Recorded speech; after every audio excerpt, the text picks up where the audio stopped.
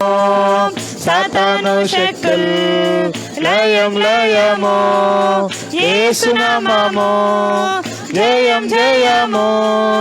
సాతాను శక్తులు లయం లయము. హల్లెలూయా హోసన్నా హల్లెలూయా హల్లెలూయా ఆమేన్.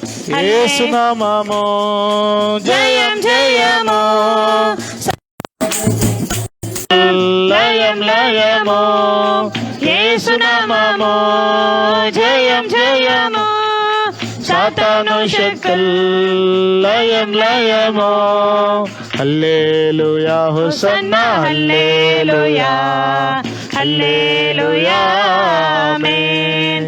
హల్లెలూయా హోసన్నా హల్లెలూయా హల్లెలూయా ఆమేన్. హల్లెలూయా హోసన్నా హల్లెలూయా హల్లెలూయా ఆమేన్. హల్లెలూయా హోసన్నా హల్లెలూయా హల్లెలూయా ఆమేన్. హల్లెలూయా హోసన్నా హల్లెలూయా హల్లెలూయా ఆమేన్. హల్లెలూయా హోసన్నా హల్లెలూయా హల్లెలూయా ఆమేన్. హల్లెలూయా హోసన్నా హల్లెలూయా హల్లెలూయా ఆమేన్. హల్లెలూయా హోసన్నా హల్లెలూయా హల్లెలూయా ఆమేన్. హల్లెలూయా హోసన్నా హల్లెలూయా హల్లెలూయా ఆమేన్. అన్ని నామముల కన్న పైనామము యేసుని నామము, ఎన్ని తరములకైనను ఘనపరచదగినది క్రీస్తు నామము.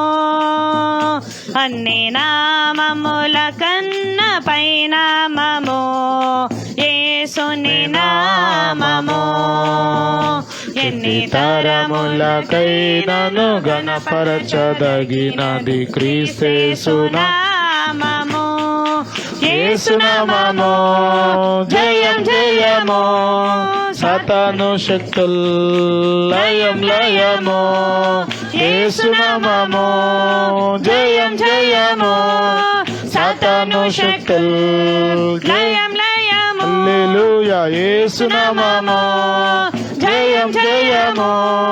సాతాను శక్తులు లయం లయము. యేసు నామము జయం జయము. సాతాను శక్తులు లయం లయము. హల్లెలూయా హల్లెలూయా హల్లెలూయా ఆమేన్. హల్లెలూయా హోసన్నా హల్లెలూయా హల్లెలూయా ఆమేన్. పాపముల నుండి విడిపించును మన యేసుని నామము, పాపముల నుండి విడిపించును మన యేసుని నామము. నిత్య నరకాగ్నిలో నుండి రక్షించును క్రీస్తు నామము.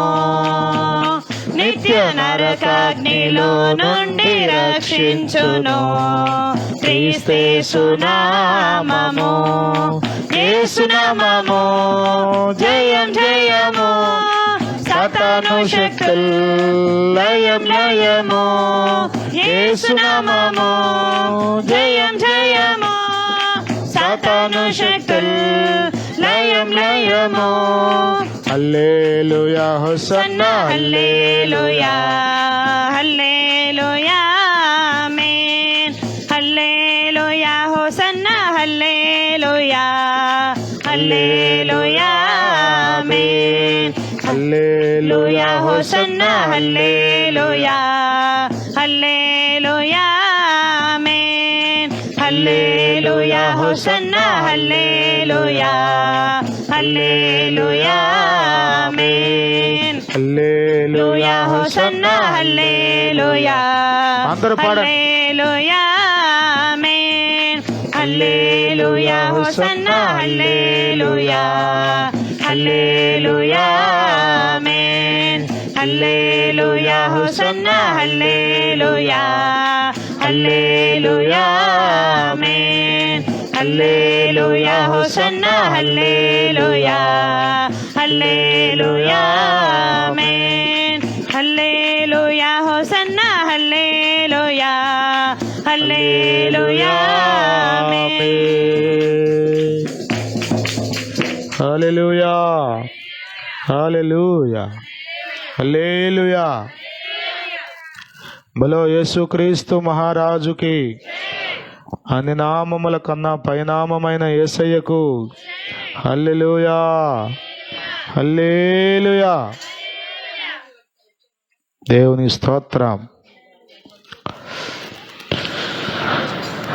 చిన్న ప్రార్థన చేద్దామా?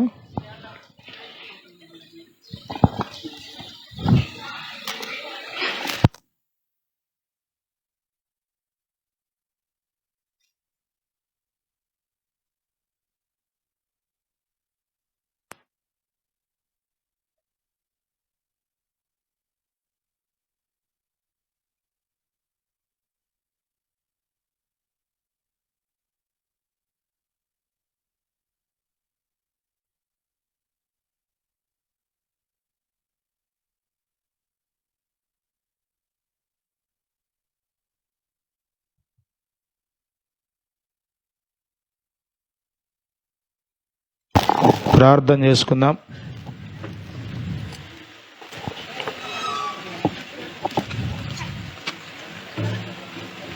దేవుని వాక్యంలో గొప్ప తెలివితేటలు ఉన్నాయి, జ్ఞానం ఉంది.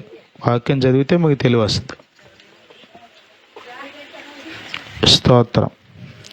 హల్లెలూయా. మోకరించండి, చిన్న ప్రార్థన చేద్దాం. ప్రభువు ఈ ప్రాంతంలో నివాసం ఉంటున్న బిడ్డలందరినీ రక్షించినట్లుగా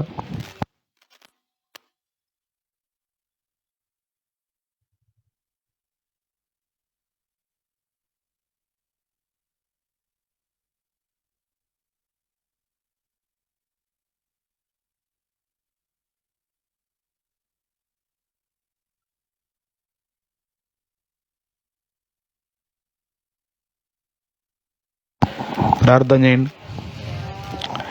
ప్రభువా, ఈ ప్రాంతంలో ఉన్న ప్రజలను దీవించండి, మా గ్రామాన్ని దీవించండి, మా ప్రజలను దీవించండి. ప్రభువా, కలవరి సిలువలో మీరు కార్చిన రక్తం వ్యర్థం కాకుండాన్నట్లుగా ప్రజల జీవితాల్లో నీ గొప్ప కార్యాలు మీరు జరిగించండి. కుటుంబాలను కట్టండి. యవన బిడ్డలు తల్లిదండ్రులకు విధేయులైనట్లుగా సహాయం చేయండి. పాపానికి బానిసలై చెడు అలవాట్లకు బందీలై బ్రతుకుతున్న బిడ్డల జీవితాల్లో నీ గొప్ప విమోచన కార్యాన్ని మీరు జరిగించండి. భార్యాభర్తల మధ్యలో సమాధానం లేని కుటుంబాల్లో గొప్ప నెమ్మదిని, సమాధానాన్ని మీరు దయచేయండి.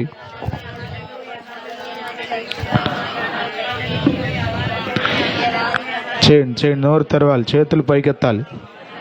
5 నిమిషాలు మనం ప్రార్థన చేద్దాం.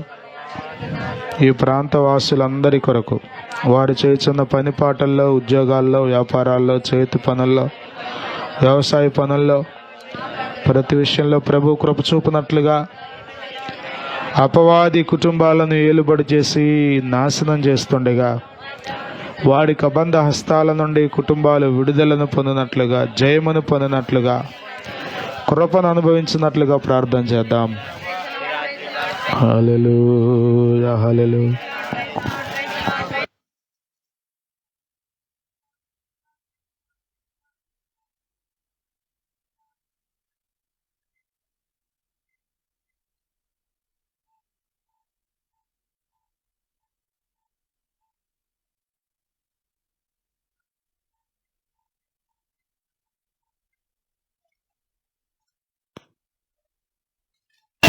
ప్రభువా రక్షించండి, ప్రభువా కాపాడండి, ప్రభువా కనికరించండి, నీ రక్తమును ప్రోక్షించండి.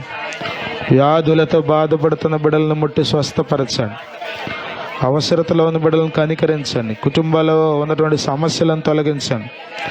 ఉద్యోగ విషయాల్లో, వివాహ విషయాల్లో, సంతాన విషయాల్లో ఎవరైతే ఎదురు చూస్తున్నారో ఈ రాత్రి కూడిక ద్వారా గొప్ప మేలు చేయండి నాయన.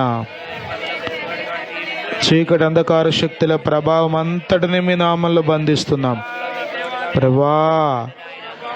నీ చాచిన హస్తం ఈ ప్రాంత వాసుల మీదకి రానిమ్మని వేడుకుంటున్నాం. నీ గొప్ప కార్యములు మీరు జరిగించండి నాయన. హల్లెలూయా హల్లెలూయా హల్లెలూయా హల్లెలూయా హల్లెలూయా హల్లెలూయా హల్లెలూయా హల్లెలూయా హల్లెలూయా. ప్రభా మీరు కనికరించండి, ప్రభా మీరు కనికరించండి, ప్రభా మీరు కనికరించండి, ప్రభా మీరు కనికరించండి. ప్రభా నాయన నిన్ను ఎరుగుటకు, నిన్ను అంగీకరించుటకు సహాయం చేయండి. రక్షణ మార్గాల్లో బిడ్డలు నడవడానికి సహాయం చేయండి. పాప శాప కట్ల నుండి విడిపించమని వేడుకుంటున్నాం ప్రభా. చీకటి అంధకార శక్తుల బంధకాల నుండి విడిపించమని వేడుకుంటున్నాం అయ్యా. ప్రభా మీరు కనికరించండి నాయన, ప్రభా మీరు కనికరించండి నాయన. నాయనా నాయనా నాయనా నాయనా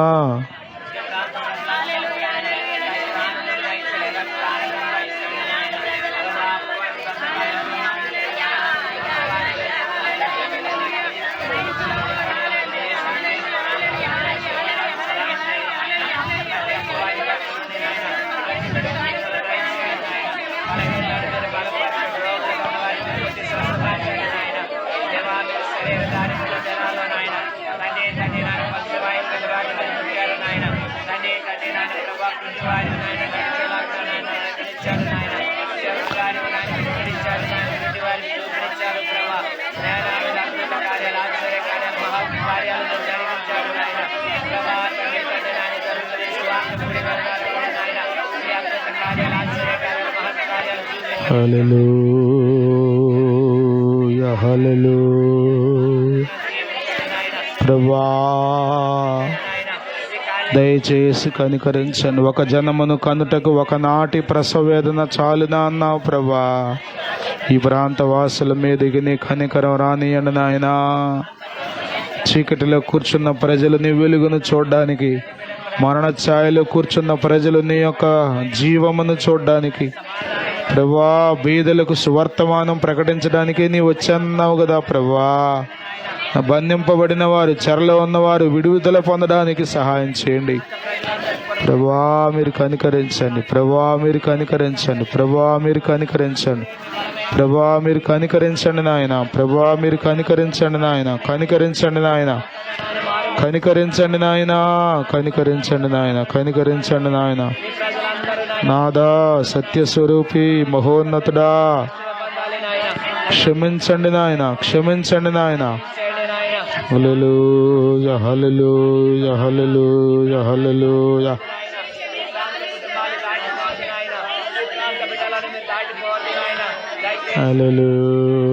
హల్లెలూయా హల్లెలూయా హల్లెలూయా హల్లెలూయా హల్లెలూయా హల్లెలూయా హల్లెలూయా హల్లెలూయా హల్లెలూయా హల్లెలూయా.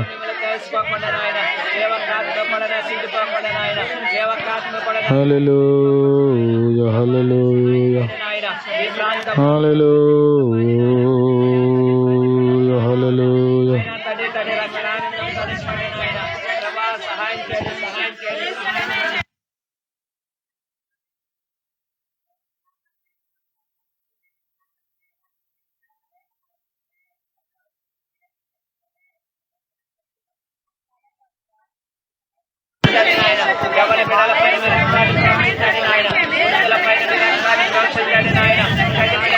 హల్లెలూయా. హల్లెలూయా హల్లెలూయా హల్లెలూయా హల్లెలూయా హల్లెలూయా హల్లెలూయా హల్లెలూయా హల్లెలూయా హల్లెలూయా హల్లెలూయా హల్లెలూయా హల్లెలూయా హల్లెలూయా హల్లెలూయా. యేసయ్యా యేసయ్యా యేసయ్యా యేసయ్యా యేసయ్యా యేసయ్యా యేసయ్యా మీరు కృప చూపండి, కృప చూపండి, కృప చూపండి, కృప చూపండి, కృప చూపండి, కృప చూపండి, కృప చూపండి నాయన, కృప చూపండి నాయన, కృప చూపండి నాయన, కృప చూపండి నాయన. హల్లెలూయా హల్లెలూయా హల్లెలూయా. ప్రభు మన ప్రార్థన ఆలకించినట్లుగా దేవునికి స్తోత్రం చెల్లిద్దాం. హల్లెలూయా హల్లెలూయా హల్లెలూయా హల్లెలూయా హల్లెలూయా హల్లెలూయా హల్లెలూయా హల్లెలూయా హల్లెలూయా.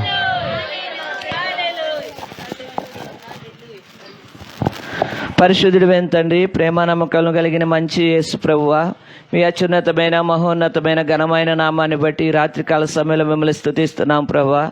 నాయన మీ దాసుడిని నాయన ప్రభా సంఘాన్ని ప్రేరేపించి ప్రాంత ప్రజలను ప్రేమించి నాయన ఈ రాత్రికాల సమయంలో నాయన ఈ సువార్త కూడికను ఏర్పాటు చేయడానికి మీరు ఇచ్చిన అవకాశాన్ని బట్టి స్తుతిస్తున్నాము నాయన ప్రభా. ఇప్పటి వరకు నాయన పాటల ద్వారా మీ నామాన్ని మహింపరచుకున్నందుకు మీకు స్తుతులు చెల్లిస్తున్నాము నాయన ప్రభా. మరి ఈ ప్రాంత ప్రజల కొరకు నాయన మరొకసారి మీ పాదాలు పట్టుకున్నాము నాయన. దయచేసి నాయన ఈ ప్రాంత ప్రజలను మీరు దీవించండి నాయన. ఈ ప్రాంత ప్రజలందరినీ మీ వెలుగుతో నింపండి నాయన. ఈ ప్రాంతం అంతా మీ వెలుగుతో నింపబడ్డానికి సహాయం చేయండి నాయన. మీ మహిమను ఈ ప్రాంతం అంతటి చుట్టూ ప్రకాశింపచేయండి నాయన. ఆ గొర్రెల కాపర్ల చుట్టూ మీ మహిమ ఎలాగైతే దిగి వచ్చిందో నాయన, అలాగున ఈ ప్రాంత ప్రజలందరి చుట్టూ మీ మహిమ ప్రకాశించినట్లుగా సహాయం చేయండి. ఈ ప్రాంత వాసులందరూ మీ వెలుగును చూచినట్లుగా సహాయం చేయండి.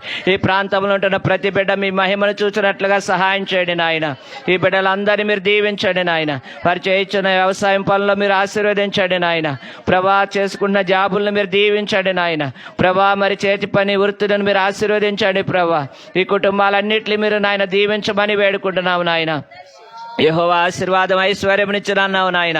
మీరు ఆశీర్వదిస్తాడు అన్నిటికి ఆశీర్వాదకరంగానే ఉంటుందన్నావు నాయన. ఈ ప్రాంత ప్రజలందరినీ మీరు ఆశీర్వదించమని వేడుకుంటున్నాము నాయన. పిల్లలను పెద్దలను నాయన యవ్వనులను మీరు ఆశీర్వదించండి నాయన ప్రభా. ప్రమాదం నుండి బిడ్డలను తప్పించమని వేడుకుంటున్నాము నాయన ప్రభా. ప్రతి విధమైన బంధకాల నుంచి బిడ్డలకు విడుదల దయచేయండి నాయన. ప్రతి విధమైన దురాత్మల నుంచి విడుదల దయచేయండి నాయన. అపవాది కట్టిన కట్లన్నీ యేసు క్రీస్తు నామములో తెంచివేస్తున్నాము నాయన ప్రభా. యవ్వన బిడ్డలను మీరు కాపాడండి నాయన. వ్యసనాలకు బానిసలు కాకుండా సహాయం చేయండి నాయన. చెడు అలవాట్లకు బానిసలు కాకుండా సహాయం చేయండి నాయన. ఇప్పటికైనా ఎవరైతే బలహీనులుగా ఉన్నారో నాయన, ఎవరైతే వ్యసనాలకు బానిసలుగా ఉన్నారో ప్రభా, ఎవరైతే నాయన అపవాది కట్ల చేత కట్టబడి ఉన్నారో ప్రభా, యేసు క్రీస్తు నామములో ఈ రాత్రి కాల సమయంలో వారికి విడుదల ప్రకటిస్తున్నాము నాయన. మీ నామాన్ని ఇక్కడ ఉచ్చరిస్తుండగానే నాయన, మీ వాక్యం ఇక్కడ ప్రకటిస్తబడుతుండగానే నాయన, గొప్ప వెలుగు వారికి కలుగునట్లుగా సహాయం చేయండి నాయన. గాఢ అంధకారంలో ఉన్నవారు నాయన, మరణ ఛాయలో ఉన్నవారి ప్రభా, మీ వెలుగును చూసినట్లుగా సహాయం చేయండి నాయన. మీ శిలువ దర్శనాన్ని వారికి అనుగ్రహించమని ప్రార్థన చేస్తున్నావు నాయన. పరిశుద్ధాత్ముడా, ఈ ప్రాంతం అంతటి నాయన మీ ఆత్మతో నింపండి నాయన. ఈ ప్రాంత ప్రజలందరిపైన మీ ఆత్మను కొమ్మరించండి నాయన. పరిశుద్ధాత్మను కొమ్మరించండి నాయన. పరిశుద్ధాత్మను కొమ్మరించండి నాయన. పరిశుద్ధాత్ముడా, ఈ ప్రాంతం అంతట్లో మీరు సంచరించండి నాయన. పరిశుద్ధాత్ముడా, ఈ ప్రాంతం అంతట్లో మీరు సంచరించండి నాయన. మీ ఆత్మ సంచారం ఈ రాత్రికాల సమయంలో జరిగించండి నాయన ప్రభా. సహాయం చేయమని వేడుకుంటున్నాము నాయన. ఈ ప్రాంతంలో ఉంటున్న ప్రతి కుటుంబాన్ని నెమ్మదితో నింపండి నాయన. ప్రతి కుటుంబాన్ని సమాధానముతో నింపండి నాయన. నాయన బిడ్డలందరికీ సమాధానము దయచేయండి నాయన. తండ్రి, మీరు ఆ దినాల్లో నాయన మీకు నా సమాధానము కలుగునుగా కానీ ప్రకటించారు కదా నాయన. ఈ దినాల్లో నాయన ఎవరిలో కూడా సమాధానం లేదు, నెమ్మది లేదు ప్రభా. నాయన మీరిచ్చే ఆ సమాధానం నెమ్మది ఈ ప్రాంత ప్రజలందరూ అనుభవించడానికి సహాయం చేయండి నాయన. ప్రమాదం నుండి బిడ్డల్ని తప్పించండి నాయన. అగ్నిగుండం నాయన ఎంతో భయంకరమైంది నాయన. ఆ అగ్నిగుండంలో నాయన ప్రజలు పడిపోకుండా నాయన అయా ఈ ప్రాంత ప్రజలందరూ తప్పించబడ్డానికి సహాయం చేయండి నాయన. నరకం నుండి తప్పించబడ్డానికి సహాయం చేయండి నాయన. నాయవా, మీరు రక్షకుడని, మీరు సజీవుడని, మీరు దేవుడని నాయన ఈ ప్రాంత ప్రజలందరూ గుర్తించడానికి సహాయం చేయండి నాయన. నా ద్వారా తప్ప నాయన ఎవరు పరలోక రాజ్యానికి చేరలేరని మీరు సెలవిచ్చారు కదా నాయన. నేనే మార్గం, నేనే సత్యం, నేనే జీవమునై ఉన్నానని సెలవిచ్చిన దేవుడవు నాయన. నేను నేనే యెహోవానని సెలవిచ్చిన దేవుడవు నాయన. మీకు అసాధ్యమైనది ఏదీ లేదు కదా నాయన. ఈ ప్రాంత ప్రజలందరిపైకి మీ కృప రానివ్వండి నాయన.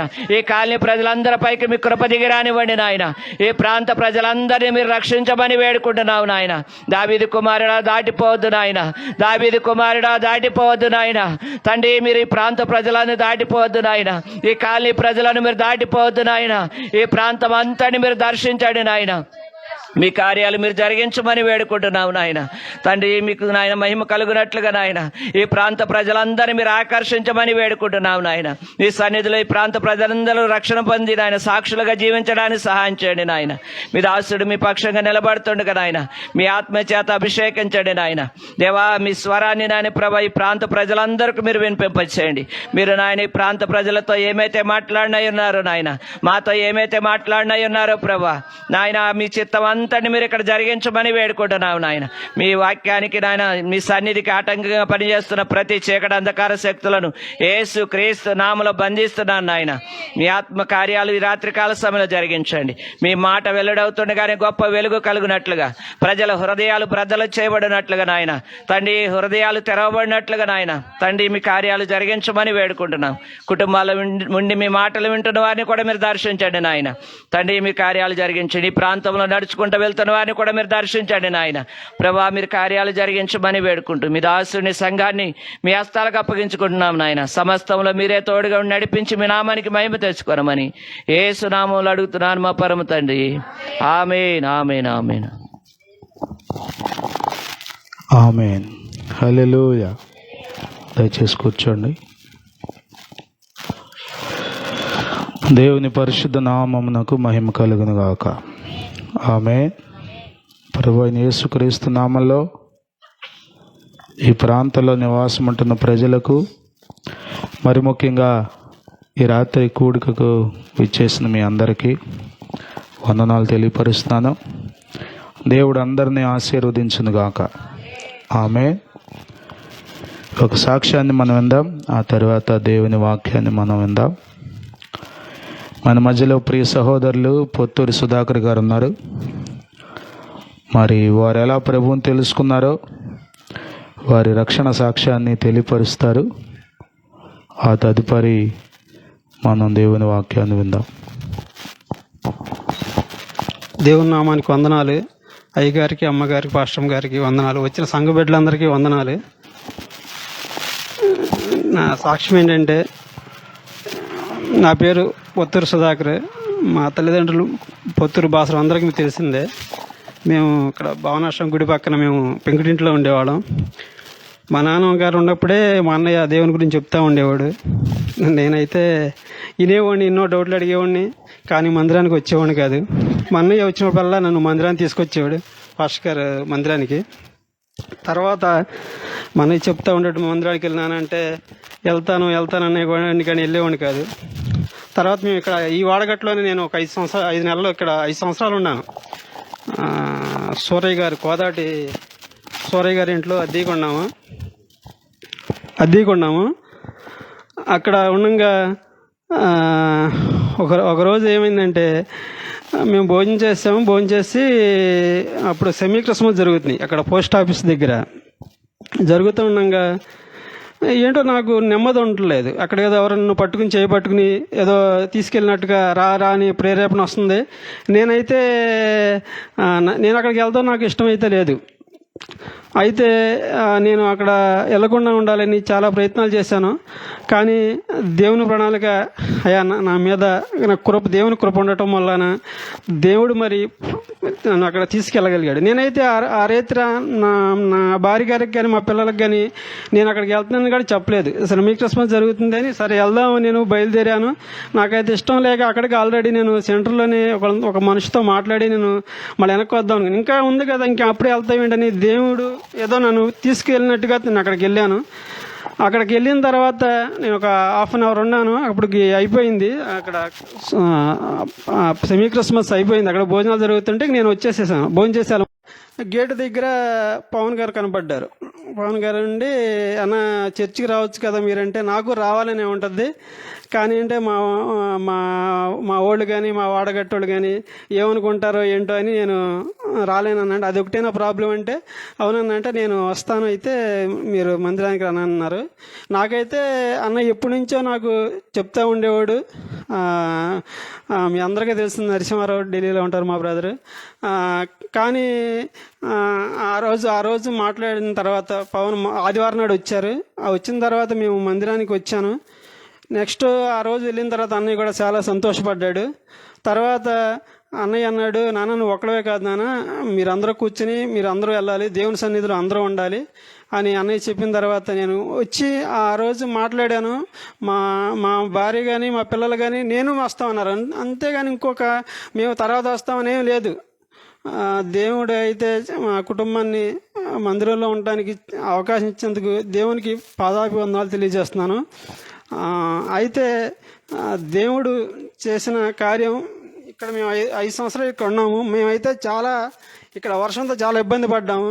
దేవుడు మాకైతే శాశ్వతమైన గృహాన్ని దయచేసాడు అనమాట.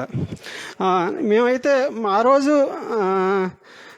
మేము తాటాకిల్లు అనుకున్నాము, రేకుల షెడ్ అనుకున్నాము. అలాంటిది దేవుడు గొప్ప నాకు గృహాన్ని అంటే డాబాని దయచేశాడు. దేవునికే, ఆయన పాదాలకి నేనేమిచ్చి రుణం తీసుకోలేను. ఆయనకే మహిమ ఘనత ప్రభావాలు చెల్లిస్తున్నాను. నేను మా భార్య డిసెంబర్ 2023లో రక్షణ పొందాము. ఇంకైతే మేము కూడా మా పిల్లల్ని కూడా సత్యప్రకాష్ కూడా మేము రక్షణ పొందాలి నేను కోరుకుంటున్నాను. ఇంకా బాబు విజయ్ కూడా. అయితే ఇంకా ఈ వాడగట్టు ప్రజలు కూడా దేవుని తెలుసుకోవాలి. అంటే దేవుని తెలుసుకుంటే అంటే నేను కూడా చాలా తెలుసుకోకుండా అంటే చాలా ఇన్నా కానీ అన్నయ్య చెప్పినా కానీ నేను దేవుని దగ్గరికి రాలేకపోయాను. ఇప్పుడైతే నాకు ఎంత చాలా లేట్ చేశాను, చాలా మూర్ఖత్వంగా చేశాను అని ఇప్పుడు చాలా బాధపడుతున్నాను. కానీ జరిగిపోయిన సమయం తిరిగి రావాలంటే చాలా కష్టం. అది అనుభవించిన వాళ్ళకే తెలుస్తుంది. నాకైతే కనుక దేవుడు మా కుటుంబంలో చేసిన ప్రతి మేలులకే దేవునికే మహిమ, దేవునికే కృతజ్ఞతలు చెల్లిస్తున్నాను. నేను ఇంకొక నా కుటుంబంలో జరిగిన అద్భుతం ఏంటంటే ఇప్పటికీ నేను మర్చిపోలేను. సత్యప్రకాష్ విషయంలో కూడా ఇక్కడ రెంటకుండప్పుడే అప్పుడు ఆల్రెడీ మాకు ఇంకా గృహం ఇంకా నిర్మించలేదు. అప్పుడు ఎగ్జామ్స్ చదువుతుండగా ఎన్ఎంఎస్ 8th క్లాస్ అవుతున్నాడు అనమాట. ఎన్ఎంఎస్లో కూడా ఎగ్జామ్ మేము ఏదో అటెంప్ట్ చేపిద్దాం అనుకుంటే అప్పుడు మందిరంలో నేను ప్రార్థన చేసుకుంటామంటే దాంట్లో ఫస్ట్ వచ్చేటట్టు చూడు ప్రభా, మరి మేము బాగా పూర్గా ఉన్నాము, అది ఎంతో కొంత ఉపయోగపడద్దు అనుకున్నాను. అయితే దేవుడు ఆ రోజు నేను ప్రార్థన చేసుకున్నప్పుడు మేము హాల్ టికెట్ తీసుకొచ్చేసరికి మేమైతే ముందే ప్రార్థన చేసుకున్నాను. ఆ రోజు సండే వస్తుంది, మరి సండే అయితే మరి ఎగ్జామ్ ఉంటుంది. మరి అక్కడ నాకైతే మచిలీపట్నంలో ఎక్కడో చర్చో నాకు తెలియదు. ఎక్కడైనా సరే దేవా నేను మందిరంలో ఉంటాను, నాకు ఆ ఎగ్జామ్లో పాస్ అయ్యేటట్టు చేయమని నేను దేవుణ్ణి వేడుకున్నాను. అప్పుడు ఆ రోజు కూడా పవన్ సెంటర్లో కనబడి, అన్న పాస్టర్ గారు కారులో తీసుకెళ్తున్నారు పిల్లలందరినీ, రెండు అన్న అంటే కాదు నాన్న నేనే తీసుకెళ్ళాలి అంటే నేను చెప్పలేదనమాట ఇలా దేవునికి నేను ప్రార్థన చేసుకున్నానని. ఆ రోజు కూడా అక్కడ నేను హాల్ టికెట్లో చూసినప్పుడు నేనైతే ఇప్పుడు కూడా నేను మర్చిపోలేను. దేవుడు హాల్ టికెట్లో నాకు చర్చ్ ఎక్కడో బంధువులు ఎక్కడో ఎదుక్కోవడం నాకు తెలియదు. తీరా చూస్తే హాల్ టికెట్లో హైనీ స్కూల్ అని ఉంది. నేను గూగుల్లో కొడితే హైనీ స్కూల్ అని కొడితే ముందు చర్చే కనపడింది, చర్చి పక్కనే స్కూల్ కనపడింది అనమాట. నేనైతే చాలా చాలా చాలా అసలు నమ్మలేకపోయాను అనమాట. దేవుని కార్యాలు చాలా ఆశ్చర్యకరం అనమాట. నేనైతే దేవునికి నా కుటుంబంలో చేసిన ప్రతి మేలులకే వందనాలు. దేవుడు నేను చేసిన ప్రతి పాపాన్ని క్షమించమని ఆయన పాదాలను బట్టి వేడుకుంటున్నాను. ఈ సమయాన్ని ఈ సాక్ష్యాన్ని దేవుడు దీవించాలని ఈ సమయాన్ని నాకు ఇచ్చిన అయ్యగారికి, అదేవిధంగా దేవుడు నా విషయాల్లో చాలా మేలులు చేస్తున్నాడు. నాకు కొంచెం అనారోగ్యంగా ఉంటుంది, అయినా దేవుడు ఎక్కడ ప్రస్తుతించట్లేదు. ఎందుకంటే దేవుడు అంటే వాక్యంలో ఒక మాట ఉంది, సింహం పిల్లలు ఆకలి కొంటారేమో కానీ నన్ను నమ్ముకున్నవాడు ఎవరు ఆకలి కొనని దేవుడు చెప్పాడు అనమాట. దేవునికే మహిమ.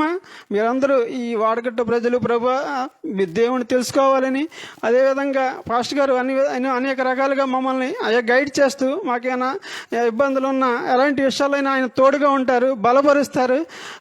ఈ సాక్ష్యం దేవుడు దీవించాలని, నేను తప్పుగా మాట్లాడితే క్షమించమని నా వేడుకొనుచున్నాను. ఆమేన్.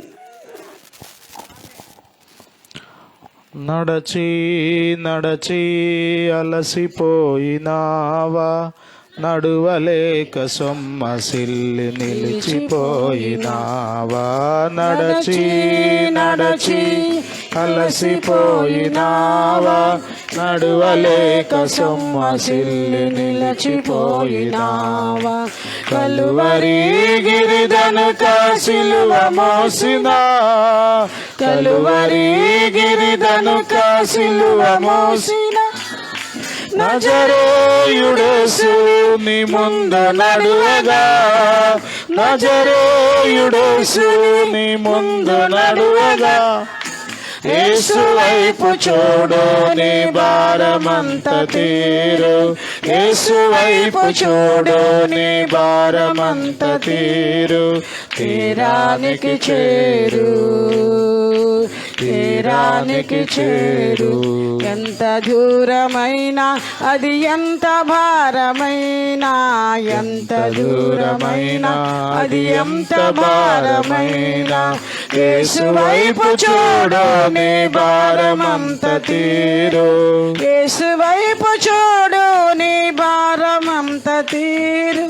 తీరానికి చేరు, తీరానికి చేరు. దూరమైనా తెలిసి తెలిసి జారిపోయినావా, తెలియరాని చీకటిలో చిక్కుబడినావా.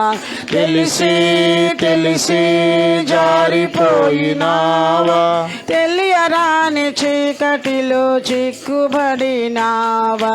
నిషేధిలో ప్రకాశించు చిరంజీవుడే, నిషేధిలో ప్రకాశించు చిరంజీవుడే.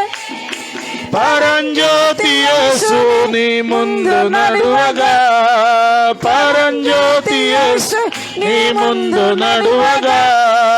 యేసు వైపు చూడు నీ భారమంత తీరు, యేసు వైపు చూడు నీ భారమంత తీరు. తీరానికి చేరు, తీరానికి చేరు. ఎంత దూరమైనా అది ఎంత భారమైనా, ఎంత దూరమైనా అది ఎంత భారమైనా. యేసు వైపు చూడు నీ భారమంత తీరు, యేసు వైపు చూడు నీ భారమంత తీరు. తీరానికి చేరు, తీరానికి చేరు. ఎంత దూరమైనా. హల్లెలూయా. సహోదరులు చెప్పిన సాక్ష్యాన్ని బట్టి దేవునికి స్తోత్రం. మొట్టమొదటిసారి చెప్పారు సాక్ష్యం కాబట్టి కొంచెం భయం, కంగారు ఉంటుంది.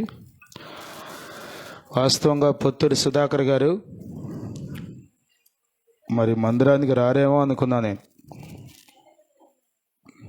అలాంటి పరిస్థితుల్లో నుండి దేవుని మహాకృపలో వారి అన్నయ్య గారు కుటుంబం సంఘం చేసిన ప్రార్థనను బట్టి వారి బిడ్డలు వారి కుటుంబం అంతా ప్రభువులో ఉండడానికి గొప్ప సహాయం చేశారు. ఒక వ్యక్తి రక్షించబడాలంటే, ఒక వ్యక్తి ప్రభువుని తెలుసుకోవడం అంటే అది అంత తేలికైన విషయమేమి కాదు. ప్రభువును ఎరగకుండా చేయడానికి అపవాది శక్తులన్నీ ఏకమై సర్వశక్తులు ఒడ్డి దేవునికి దూరం చేయడానికి, దేవుని తెలుసుకోకుండా చేయడానికి, దేవునికి దగ్గరకు రాకుండా చేయడానికి వాటి ప్రయత్నాలన్నీ చేస్తాయి. మరి అద్భుతమైన రీతిగా ప్రియులు సుధాకర్ గారి కుటుంబం ప్రభువుని తెలుసుకున్నారు. దీనికి మూల కారణం దేవుని కృప అయితే ఒకటి.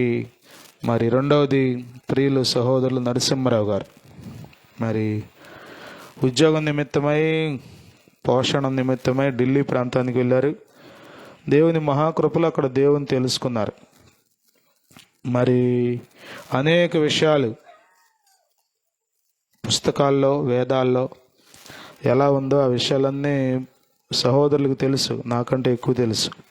చాలా విషయాలు చెప్తారు. వ్యక్తిగతంగా ప్రభువుని గురించి సువార్త చెప్పే విషయంలో వారు చాలా ముందున్నారు.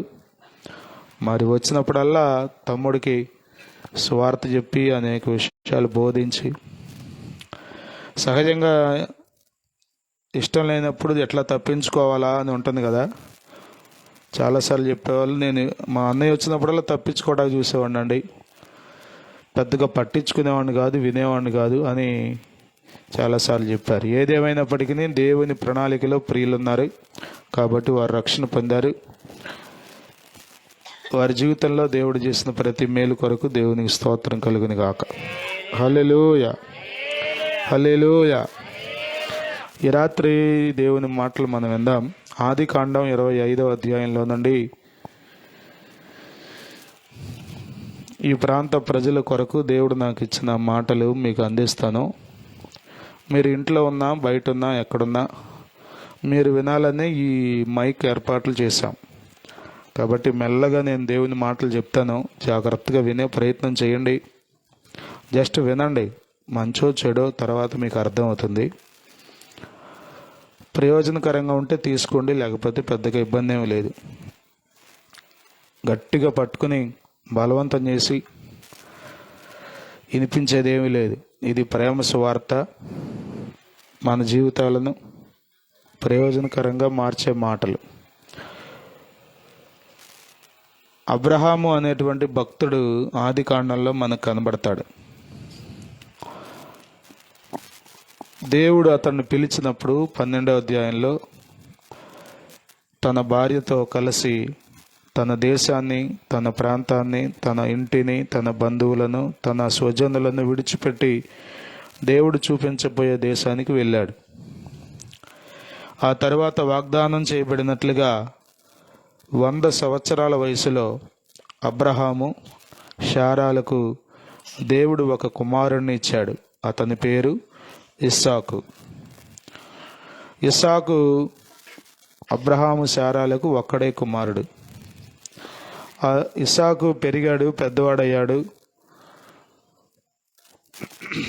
40 సంవత్సరాల వయసులో ఇస్సాకుకు తల్లిదండ్రులు ఇద్దరూ కలిసి వివాహం చేశారు. అప్పటికి తల్లి చనిపోయింది. తండ్రే ఉన్నాడు, తల్లి చనిపోయింది. శారమ్మ గారు చనిపోయింది, అప్పుడు లేదు ఆమె. అబ్రహాం ఒక్కడే ఉన్నాడు. ఈ ప్రధాన దాసుడైనటువంటి ఎలియాజరు ద్వారా ఆదికాండం 24వ అధ్యాయంలో ఇస్సాకుకు పెళ్లి ప్రయత్నాలు జరిగాయి. గొప్ప కార్యం ఏంటంటే పెళ్లి కొడుకుని తీసుకెళ్లకుండా డైరెక్ట్గా వెళ్ళి, మరి ఎంతో బాధ్యత కదా, ఎంత నమ్మాడో అబ్రహాము ఎలియాజర్ని.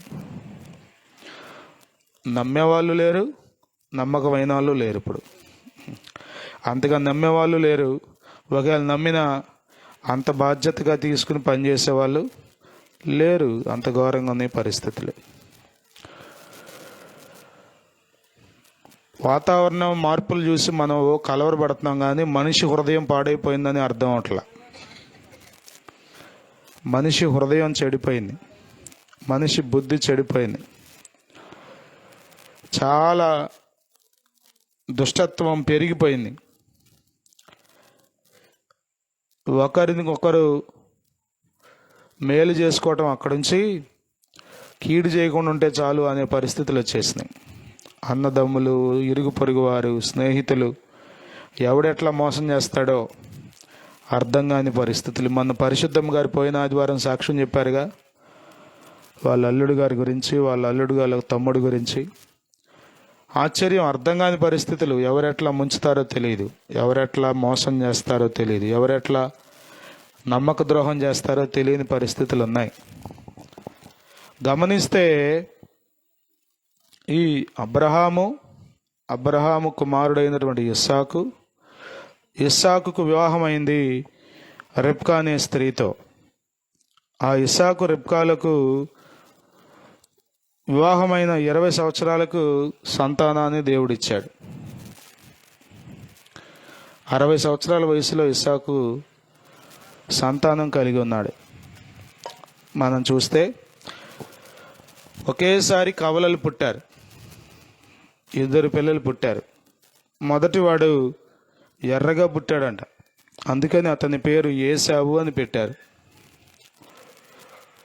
కవలలు పుట్టేటప్పుడు ఈ చిన్నవాడు ఉన్నాడే రెండోవాడు అన్న మడిమ పట్టుకున్నాడంట గర్భంలోనే. అంటే నువ్వు ముందెళ్ళటానికి లేదు, నేను ముందెళ్తానని. మరి అది ఎట్లాగో మరి నాకు అర్థం కాదు. గర్భంలోనే ఆలోచన. జ్యేష్ఠత్వం ప్రథమ సంతానానికి మరి దేవుడు గొప్ప వాగ్దానాలను వారసత్వాన్ని అనుగ్రహించాడు కాబట్టి అది పొందాలన్న ఆలోచన కావచ్చు. ఏదేమైనప్పటికీ ఆ పెద్దవాని మడిమ పట్టుకుని ఉన్నాడంట. ముందు పెద్దవాడు వచ్చాడు, ఒంటి నిండా వెంట్రుకలు ఉన్నాయి కాబట్టి అతనికి ఏశావు అని పేరు పెట్టారు. రెండవ వాడు పుట్టాడు. అతడు ఎలా పుట్టాడు అంటే మడిమను పట్టుకుని వచ్చాడంట బయటికి, కాబట్టి అతనికి ఏమని పేరు పెట్టారంటే యాకోబు అని పేరు పెట్టారు. బైబిల్ అలా రాయబడింది, ఏశావు యాకోబు. ఏశావు అనే మాటకు అర్థం ఎర్రనివాడు అని అర్థం. ఏశావు అనే మాటకు ఎర్రనివాడు అని అర్థం. తర్వాత యాకోబు అనే మాటకు మడిమను పట్టుకొనినవాడు లేక మోసగాడు అని అర్థం అని రాయబడింది అక్కడ. వీరి జీవితంలో నుండి ఒక మాట నేను మీకు జ్ఞాపకం చేయాలని ఆశపడుతున్నాను. అదేంటంటే ఏశావు మొదటి కుమారుడు కదా, అతడు వేటాడుటలో నేర్పరి అంట. వేటాడడంలో నేర్పరి. అరణ్యంలో ఎక్కువ భాగం ఉండేవాడు. ఎక్కువ భాగం మంచి జీవులను వేటాడి ఇంటికి తెచ్చి మంచి ఆహార పదార్థాలు తల్లిదండ్రులకి పెట్టేవాడు. అలా అలవాటు పడ్డాడు అతడు. చిన్న కుమారుడైన యాకోబు ఉన్నాడు, అతడు సాధుజీవి, గుడారంలో ఉండేవాడు, అమ్మతో ఉండేవాడు. పెద్దగా బయట తిరగడం కానీ బయట వ్యవహారాలు చేయడం కానీ ఏమీ తెలియదు. ఎప్పుడు అమ్మతో ఉండేవాడు, అమ్మ కొంగు పట్టుకొని తిరిగేవాడు కదా. ఒక్కొక్కరు మన ఇంట్లో కూడా అట్లాగే ఉంటారు. వీడికి అమ్మ తప్ప ఇంకేమీ తెలియదమ్మా అంటూ ఉంటారు కదా, అట్లా పెరిగాడు. బైబిల్లో రాయబడింది, ఒకరోజు ఏశావు వేటాడడానికి అరణ్యానికి వెళ్ళాడు. ఆదికాండం 25వ అధ్యాయం 29వ వచనం. ఒకనాడు యాకోబు కలగూర వంటకము వండుకొనుచుండగా ఏశావు అలసిన వాడై పొలములో నుండి వచ్చి. చూసారా, అమ్మతో పాటు ఉన్నాడు కదా, గుడారంలో ఉంటున్నాడు, అమ్మ దగ్గరే ఉంటున్నాడు కాబట్టి వంటలు చేయడం నేర్చుకున్నాడు యాకోబు. ఇప్పుడు ఎక్కువ శాతం అన్ని పనులు అందరూ చేస్తున్నారు. వంట స్త్రీలు కాదు, ఉద్యోగం పురుషులే కాదు. ఉద్యోగం స్త్రీలు చేస్తున్నారు, వంట పురుషులు చేస్తున్నారు. తప్పేమీ లేదు. Mutual understanding. కుటుంబాన్ని నడపడం కోసం ఏ చేసినా తప్పు లేదు. పాపం చేయడం కంటే, అపవిత్రమైన అక్రమమైన కార్యాలు చేయడం కంటే పని చేసుకోవడంలో తప్పేమీ లేదు. ఒకప్పుడు ఉద్యోగం పురుష లక్షణం అనేవాళ్ళు. స్త్రీలను బయటికి రానిచ్చేవాళ్ళు కాదు. మన ముందు తరాల్లో చాలా సంవత్సరాల క్రితం అలా జరిగేవని చెప్పేవాళ్ళు. కానీ ఇప్పుడు మరి ఏ ఆఫీసులో చూసినా పురుషుల కంటే స్త్రీలు ఎక్కువ ఉన్నారు. అచ్చంగా కొన్ని ఉద్యోగాలు స్త్రీలకే ఉన్నాయి, అంతేనా? అంగన్వాడీ అంటే ఎవరుంటారు? వాళ్ళు టీచర్లే ఉంటారు. ఆశా వర్కర్లు అంటే ఎవరుంటారు? స్త్రీలే. వాళ్ళకే ఉద్యోగాలు. నేను కూడా ఆశా వర్కర్గా ఉన్నాం అనుకున్నానని ఎవరన్నా పురుషులు వెళ్ళారనుకోండి, ఎల్లరయ్యా బాబు నీకెందుకు ఉద్యోగం, అది స్త్రీలు చేసే ఉద్యోగం అంటారు. సంతోషం. ఏదేమైనప్పటికీ సమాజంలో అన్ని వృత్తులు ఉంటేనే, అన్ని ఉద్యోగాలు ఉంటేనే, అందరూ పనిచేస్తేనే మనం ఇలా బ్రతుకుతున్నాం. కదా. ఎలుకలు పట్టేవాళ్ళు లేరు అనుకోండి, ఒకసారి ఊహించండి పరిస్థితి. అర్థమవుతుంది. అయ్యగారు చాలాసార్లు చెప్పే ఉంటారు మీకు. 40,000 రూపాయలు పెట్టి వాషింగ్ మిషన్ తెచ్చారు, కనీసం దాన్ని ఓపెన్ కూడా చేయలే, అంతే ఎలుకలు మొత్తం ఎక్కడికక్కడే కొరికేసినాయి రెండో రోజుకే. కంపెనీ వాడికి ఫోన్ చేసి దేనికి పనికిరాదండి పారేయండి అన్నట్టు. ఎంత నష్టం చేసిన ఎలుకలు. ఎలుకలు బొట్టలు పెట్టేవాళ్ళు అవసరమా? అవసరం కదా. అందరూ బీటెక్లో చదువుతున్నారు ఇప్పుడు. చదవటం తప్పులేదు కానీ మరి అందరూ బీటెక్లో చదివితే మరి ఉద్యోగాలు బీటెక్లోనే ఉండవుగా. యాకోబు ఇంటి దగ్గర వంట చేస్తున్నాడు, కలగూర వంటకం చేస్తున్నాడంట. ఏసావు అరణ్యంలో నుండి అలసిపోయి వచ్చాడు. అంటే చెప్పాను కదా ముందే, ఏసావు ఎక్కడుండేవాడు? అరణ్యంలో ఉండేవాడు, వేటాడుతూ ఉండేవాడు. వేటాడి ఆహార పదార్థాలు ఇంటికి తెచ్చేవాడు, తండ్రి వాటిని భుజించేవాడు. అలాంటి పరిస్థితుల్లో ఒకరోజు నేర్పరి అయిన వేటగాడైన ఈ ఏసావుకి ఏమీ దొరకల కదా. మన జీవితాల్లో కూడా ఇవి దొరుకుతాయి. మనకి ఎన్ని తెలివితేటలను ఒకరోజు ఏమీ దొరకదు, ఒకరోజు ఏమీ ఉండదు, ఏమీ లేని పరిస్థితులు ఉంటాయి, ఏమీ దొరకని పరిస్థితులు ఉంటాయి, అసలు ఏమీ పాలుపోని పరిస్థితులు ఉంటాయి. మానవ జీవితం మనం అనుకున్నట్లుగా జరగదు. మీ అందరి జీవితాల్లో, మన అందరి జీవితాల్లో ఇది మనకు తెలిసిన సంగతే. మనం అంతా అనుకున్నట్లుగా కదా. కొద్దిమంది పక్కా ప్లానింగ్తో జీవిస్తారు. ఈరోజు ఏం చేయాలి, ఎంత ఖర్చు పెట్టాలి, ఈ నెలలో ఎంత దాయాలి, చాలా ఆర్థిక విషయాల్లో కానీ కుటుంబ విషయాల్లో కానీ చాలా ప్లానింగ్తో ఉంటారు. కానీ మనం ఎంత తెలివిగా, ఎంత జ్ఞానంగా ఉన్నప్పటికీ, ఎంత నైపుణ్యం, నేర్పరితనం ఉన్నప్పటికీ కొన్నిసార్లు మనం అనుకున్నట్లుగా జరగవు. అన్నిసార్లు అంత అనుకూలంగానే ఉండదు పరిస్థితులు. అందుకనే మనకు దేవుని సహాయం చాలా చాలా అవసరం. దేవునికి స్తోత్రం కలుగును గాక. హల్లెలూయా. ఏసావు అలసిపోయి పొలంలో నుండి వచ్చాడు. వచ్చి తమ్ముడైన యాకోబుతో మాట్లాడుతూ అంటున్నాడు, నేను అలసి ఉన్నాను, ఆ ఎర్రగా ఉన్న దానిలో కొంచెము దయచేసి నాకు పెట్టుమని అడిగాను. అందుచేత అతని పేరు ఎదోము అనబడెను. ఎదోము అంటే ఎర్రని, ఏసావు అంటే కూడా ఎర్రని వాడు అని అర్థం. ఏసావుకు ఇంకో పేరు ఎదోము, ఏసావుకు ఇంకో పేరు ఎదోము. ఎదోము అంటే ఎర్రని. అలసిపోయినప్పుడు, ఆకలితో ఉన్నప్పుడు ఏదైనా కమ్మగా ఉంటుంది కదా. నేను చాలాసార్లు నాకు తెలియకుండా నిద్రపోతా. కొద్దిమంది నిద్రపట్టదంటారు కానీ నాకు ఊరకే మాట్లాడుతూ ఉంటాను, పడుకుంటానే ఉంటా. అలసిపోయిన వాడికి మంచంతో పని లేదు, ఏసీతో పని లేదు, ఎక్కడున్నా నిద్రపోతాడు కదా. ఈ మధ్యకాలంలో వైనాడులో, కేరళలో భయంకరమైన ప్రకృతి వైపరీత్య పరిస్థితి జరిగింది. మీరు వార్తల్లో చూసే ఉంటారు. మరి కొండ చర్యలు విరిగిపడి వరదలో కొట్టుకొచ్చి చాలామంది చనిపోయారు, వంతెనలు కూలిపోయినాయి. మరి భారతదేశ రక్షణ సైన్యం, మరి సైనికులు చాలా కష్టపడి పనిచేశారండి. ఏదో బ్రిడ్జి, బెయిలీ బ్రిడ్జ్ అంటారు కదా, ఇప్పుడు మనకు మురుక్కాల వంతెన మీద వేశారు కదా, దాన్ని బెయిలీ బ్రిడ్జ్ అంటారు, ఐరన్ బ్రిడ్జ్. అట్లాంటి బ్రిడ్జి కొన్ని గంటల్లో కట్టేశారంట. మళ్ళా ఇటు నుంచి అటు వెళ్ళడానికి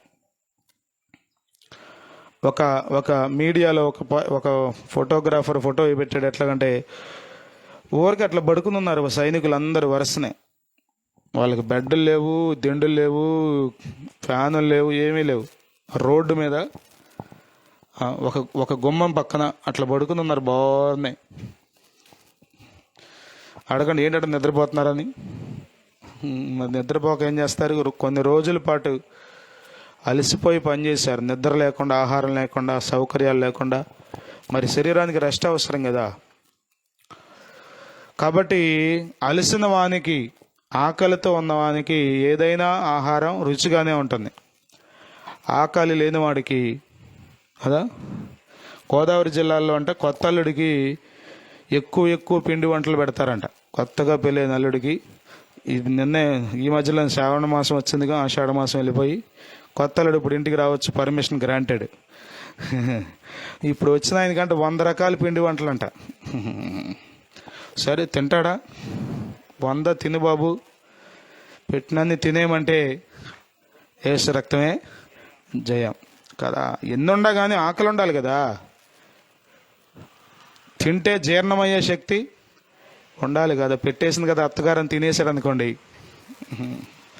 అల్లుడి చుట్టూ అత్తగారు తిరగాలి, అల్లుడేమో హాస్పిటల్ చుట్టూ తిరగాలి. యేసు రక్తమే జయం. సరే, ఇక్కడ అలసిపోయాడు, అరణ్యంలో వేటాడి వచ్చాడు. కానీ ఏమి, మనం ఎంత నేర్పర్లమైనప్పటికీ కొన్నిసార్లు మనం ఓడిపోవాల్సి వస్తుంది, ఉత్తి చేతులతో మిగిలిపోవాల్సి వస్తుంది. ఈ అలసిపోయిన సమయంలో తమ్ముడు వంట చేస్తున్నాడు.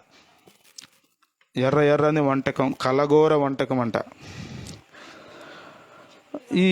ఈ వంటకంలో చూడటంతో ఆనందం కలిగింది.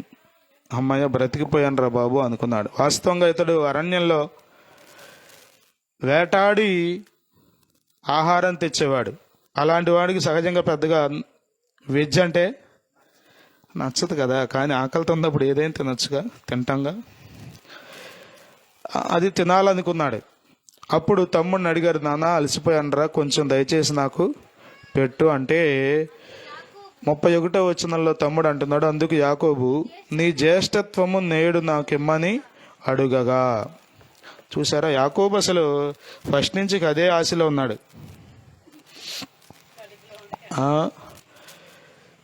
ముందే పుట్టాలని, ఇప్పుడు ఎట్లాగో పుట్టలేదు కాబట్టి, ఇప్పుడు అవకాశం దొరికింది కాబట్టి జ్యేష్ఠత్వాన్ని పొందుకోవాలని ఆశపడ్డాడు. సరే, నీకు ఈ వంటకం అంతా కొంచెం కాదు, మొత్తం గిన్నెలో ఎంత ఉండేనో అంతా పెట్టేస్తా నీకు. కానీ నువ్వు నాకేమి ఇవ్వాలి? జ్యేష్ఠత్వం ఇవ్వాలి. ఎట్లా ఇస్తాడు? అదేమన్నా ఖర్చీఫా లేకపోతే బ్యాంక్ చెక్ ఇవ్వడానికి? అంటే ఒక మాట ఒప్పుకున్నాడంటే ఇచ్చేసినట్టే. అది అర్థమైంది మీకు? ఇచ్చేస్తా తీసేసుకోరా అంటే ఇచ్చేసినట్టే. ఆటోమేటిక్గా ఆ జ్యేష్ఠత్వంలో ఉన్న ఆశీర్వాదాలన్నీ అతడు వదులుకున్నాడు, ఇతడు కలిగి ఉంటాడు. కాబట్టి అవకాశం కోసం ఎదురు చూశాడు. యాకోబు అడిగాడు, ఏమని? నువ్వు నాకు జ్యేష్ఠత్వం ఇచ్చేస్తే నేను నీకు ఈ వంటకం అంతా పెట్టేస్తా. అప్పుడు ఏమంటాడో చూడండి, 32వ వచనం, ఆది కాండం 25వ అధ్యాయం 32వ వచనం. ఏశావు, నేను చావబోవుచున్నాను గదా, జ్యేష్ఠత్వము నాకెందుకని అనెను. యాకోబు, నేడు నాతో ప్రమాణము చేయుమనెను. అతడు యాకోబుతో ప్రమాణము చేసి అతనికి జ్యేష్ఠత్వము అమ్మివేయగా, యాకోబు ఆహారమును చిక్కుడుకాయల వంటకమును ఏశావుకు ఇచ్చాను. చూడండి, ఒక పూట భోజనం చేయక చచ్చిపోయిన వాళ్ళు ఎవరైనా ఉన్నారా చరిత్రలో? ఒక పూట భోజనం లేకపోతే, ఒక్క పూట లేదండి భోజనం, కాబట్టి రెండో పూటకి అతను లేడు, చచ్చిపోయాడండి అనే పరిస్థితి ఉంటుందా? సూచన ఉంటుందా? ఉండదు. కానీ అంటున్నాడు ఏశావు, నాకు అసలు అలసిపోయాను, ఏమైపోతుందో నా జీవితం అర్థం కావట్లేదు, కాబట్టి ఈ జ్యేష్ఠత్వం నేనేం చేసుకోను, తీసేసుకో, ఇచ్చేస్తా, తీసేసుకో అంటున్నాడు. నేను చచ్చిపోయేటప్పుడు ఇది నన్ను ఏం చేస్తుంది, నాకేం ఉపయోగపడద్ది ఇది అనుకున్నాడు. ప్రియమైన వాళ్ళారా, గమనించండి, ఈ దినాల్లో మనిషి ఎందుకు పుట్టాడో, ఎందుకు బ్రతుకుతున్నాడో, ఎందుకు చనిపోతున్నాడో, చనిపోయిన తర్వాత ఏం జరుగుతుందో ఇవేమీ తెలియట్లా. ఏమీ తెలియకుండానే బ్రతికిపోతున్నారు. మేధావులు అనబడిన వాళ్ళు, చదువర్లు అనబడిన వాళ్ళు, ఎన్నెన్నో మాకు తెలుసు అని చెప్పుకుంటున్న వాళ్ళు కూడా ఎందుకు ఈ జీవితం అనేది గ్రహించలేకపోతున్నారు. ఒక పూట ఆహారం కొరకు అలసిన సమయంలో కంగారు పడిపోయాడు. అందుకని చాలా సందర్భాల్లో మనం గుర్తుపెట్టుకోవాలి, ఆవేశంతో ఉన్నప్పుడు నిర్ణయాలు తీసుకోకూడదు. కృంగిపోయిన సమయంలో నిర్ణయాలు తీసుకోకూడదు. అందుకని చాలా సందర్భాల్లో కృంగిన సమయంలో మనుషులు నిర్ణయాలు తీసుకుని అయితే చంపడమో లేకపోతే చావడమో చేస్తారు. కృంగిపోయినప్పుడు ఇక ఆ మాటే గుర్తుకొచ్చి వాళ్ళు చేసిన అన్యాయం, వాళ్ళు చేసిన మోసమే గుర్తు తెచ్చుకుని ఇక నిరాశపడిపోయి ఇంకెందుకు నా జీవితం అంతా అయిపోయింది అన్నట్లుగా. ఈ రాత్రి దేవుని సేవకునిగా దేవుని వాక్యాన్ని బట్టి మీకు జ్ఞాపకం చేస్తున్నాను, నీ జీవితం అయిపోలేదు. ఏ చిన్న సమస్య వచ్చినా అయిపోయింది అనుకో మాకు. ఏ చిన్న పరిస్థితి, గడ్డు పరిస్థితి నీకు ఎదురైనా, ఎలాంటి విషమ పరిస్థితి ఎదురైనా, కఠినమైన పరిస్థితి ఎదురైనా అక్కడితో జీవితం అయిపోయింది అనుకో మాకు. నీకు చాలా జీవితం ఉంది. నీ పట్ల దేవునికి చాలా గొప్ప ప్రణాళికలు ఉన్నాయి. దేవుడు ఏ మనిషిని ఊరకే పుట్టించలేదు. సృష్టిలో ఉన్న ఏ వస్తువు ఊరకే సృజింపబడలేదు. దేవుని సృష్టి వెనుక ఒక బలమైన సంకల్పం, ఉద్దేశం ఉంది అన్న విషయాన్ని మీరు జ్ఞాపకం చేసుకోవాలి. దేవుడు ఊరకే ఏది చేయట్లేదు. మనం ఏది ఊరకే చెయ్యం. అట్లాగే దేవుడు ఎందుకు చేస్తాడు? సృష్టికర్త అయిన దేవుడు సృష్టి అంతటినీ ఒక బలమైన ఉద్దేశంతో, శ్రేష్టమైన సంకల్పంతో చేశాడు. కాబట్టి మనిషి జన్మ చాలా శ్రేష్టమైనది. జీవులన్నిటిలోకి ఉత్తమమైన వాడు మనిషి, ఉన్నతమైన వాడు మనిషి, శ్రేష్టమైన వాడు మనిషి. మనం చాలా ఉన్నతమైన వారమని గుర్తుపెట్టుకోవాలి. ఊరికే కాలక్షేపం చేయడానికి, సరదాగా గడిపేయడానికి మనం ఇక్కడ లేం. ఒక పూట భోజనం లేకపోతే ఏం జరుగుతుంది చెప్పండి? కంగారు పడిపోయాడు ఏశావు. అంటాడు, నేను చచ్చిపోతున్నాను, ఇంకేముంది, నేను అలసిపోతున్నాను, ఇంకేముంది, ఈ జ్యేష్ఠత్వం నువ్వు తీసేసుకో, నాకు వద్దు, ఇచ్చేస్తా నీకు. కానీ నువ్వేం చేయాలి? నాకు నువ్వు వండుతున్న ఈ వంటకాన్ని నాకు పెట్టాలి అంటున్నాడు. దేవుని స్తోత్రం. హల్లెలూయా, హల్లెలూయా, హల్లెలూయా. మానవుని జీవితం చాలా విలువైనది. మానవుని జీవితం చాలా విలువైనది. మానవుని జీవితం చాలా విలువైనది. అందున యవ్వన కాలం చాలా చాలా శ్రేష్టమైంది, తిరిగి రాదు. ఇప్పుడు సుధాకర్ గారు చెప్పారు కదా, మనిషి ధనంతో ఏదైనా కొనుక్కోవచ్చు అనుకున్నాడు, కానీ సమయాన్ని ఒక్క క్షణం కూడా మనం తిరిగి తెచ్చుకోలేం, ఎంత ధనం పెట్టినా సరే. రికార్డ్ అయిన విషయాలు మనం చూస్తే చూడొచ్చు తప్ప తిరిగి ఆ సమయాన్ని 2023 ఆగస్టు 11వ తేదీ మనకు వస్తుందా అంటే మళ్ళీ మన జీవితంలో ఎప్పుడు రాదు. సమయం చాలా విలువైంది. యవ్వన కాలం చాలా శ్రేష్టమైంది. ఈ ఏశావు అంటాడు, నీకు ఇచ్చేస్తా, తీసేసుకో, ఈ జ్యేష్ఠత్వాన్ని నీకు ఇచ్చేస్తా, తీసేసుకో. మరేం చేస్తావు నువ్వు? నాకు ఈ వంటంతా పెట్టేసేయి కదా. ఎదురు చూస్తున్నాడు యాకోబు, ఎప్పుడు ఈ మాట అంటాడా అని కదా. కొద్దిమంది మనం ఎప్పుడు పాడైపోతామా అని చూస్తారు. అది అపవాది సంబంధుల పని. అది దేవుని మాటలు, దేవుని ప్రేమ మనల్ని బాగు చేసేవి, మన జీవితాలను కట్టేవి, మన కుటుంబాలను కట్టేవి, మనకు నెమ్మదినిచ్చేవి. ఇవి మనలను పాడు చేసేవి కానే కాదు. యేసు ప్రభువుని నమ్మి చెడిపోయినవాడు, పాడైపోయినవాడు ఎవడు లేడని మనం చరిత్రలో చూడొచ్చు. సృష్టికర్తను ఆరాధించి నష్టపోయిన వాడు ఎవరు లేరు. దేవునికి స్తోత్రం. గమనించినట్లయితే ఇక్కడ ఏశావు చాలా సింపుల్గా ఒక పూటకు భోజనం అంటే ఎంత ఉంటుందో సుమారు ఆలోచన చేయండి. రెండో ప్రక్కన జ్యేష్ఠత్వం ఎంత ఉంటుందో ఆలోచన చేయండి. ఎంత విలువైంది జ్యేష్ఠత్వం చెప్పండి. ఎంతో విలువైనటువంటి ఆ యొక్క జ్యేష్ఠత్వపు హక్కును సింపుల్గా తృణప్రాయంగా ఇచ్చేయడానికి ఇష్టపడ్డాడు. అదే అదునుగా యాకోబు కూడా తీసేసుకున్నాడు. అంటాడు అక్కడ, యాకోబు ఆహారమును చిక్కుడుకాయల వంటకమును ఏశావుకి ఇచ్చెను, అతడు తిని త్రాగి లేచిపోయాను. చూసారా ఆశ్చర్యం?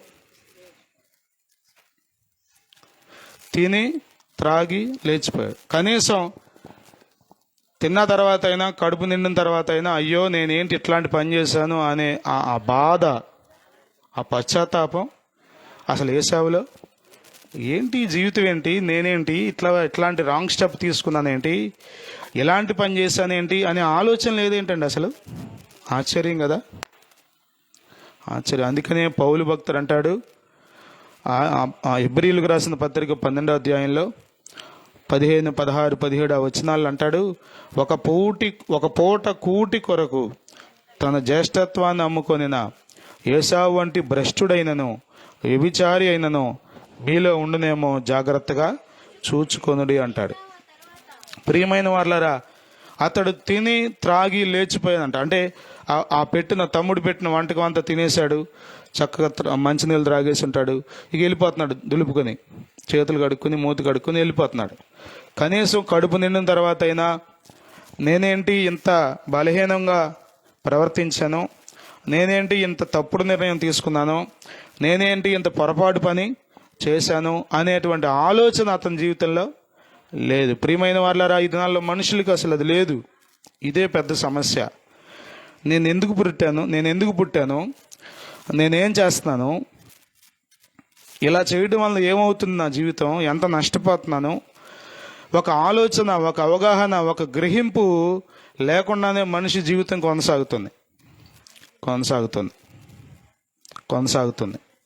ప్రియమైన వాళ్ళారా, నేను ఇందాక నుంచి చెప్తూనే వస్తున్నాను, మానవ జీవితం చాలా విలువైంది.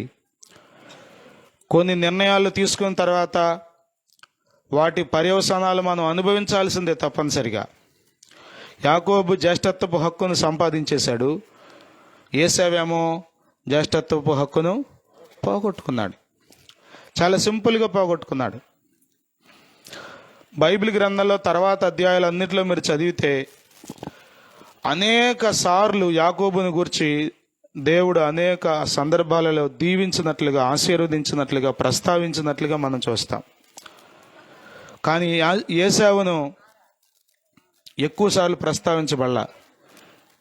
ఒకవేళ ఆ రోజే గనక కొంచెం ఓర్చుకుని ఉంటే, ఆ రోజే గనక కొంచెం సహించగలిగితే ఆ దీవెనలన్నీ ఎవరు అనుభవించేవాళ్ళు?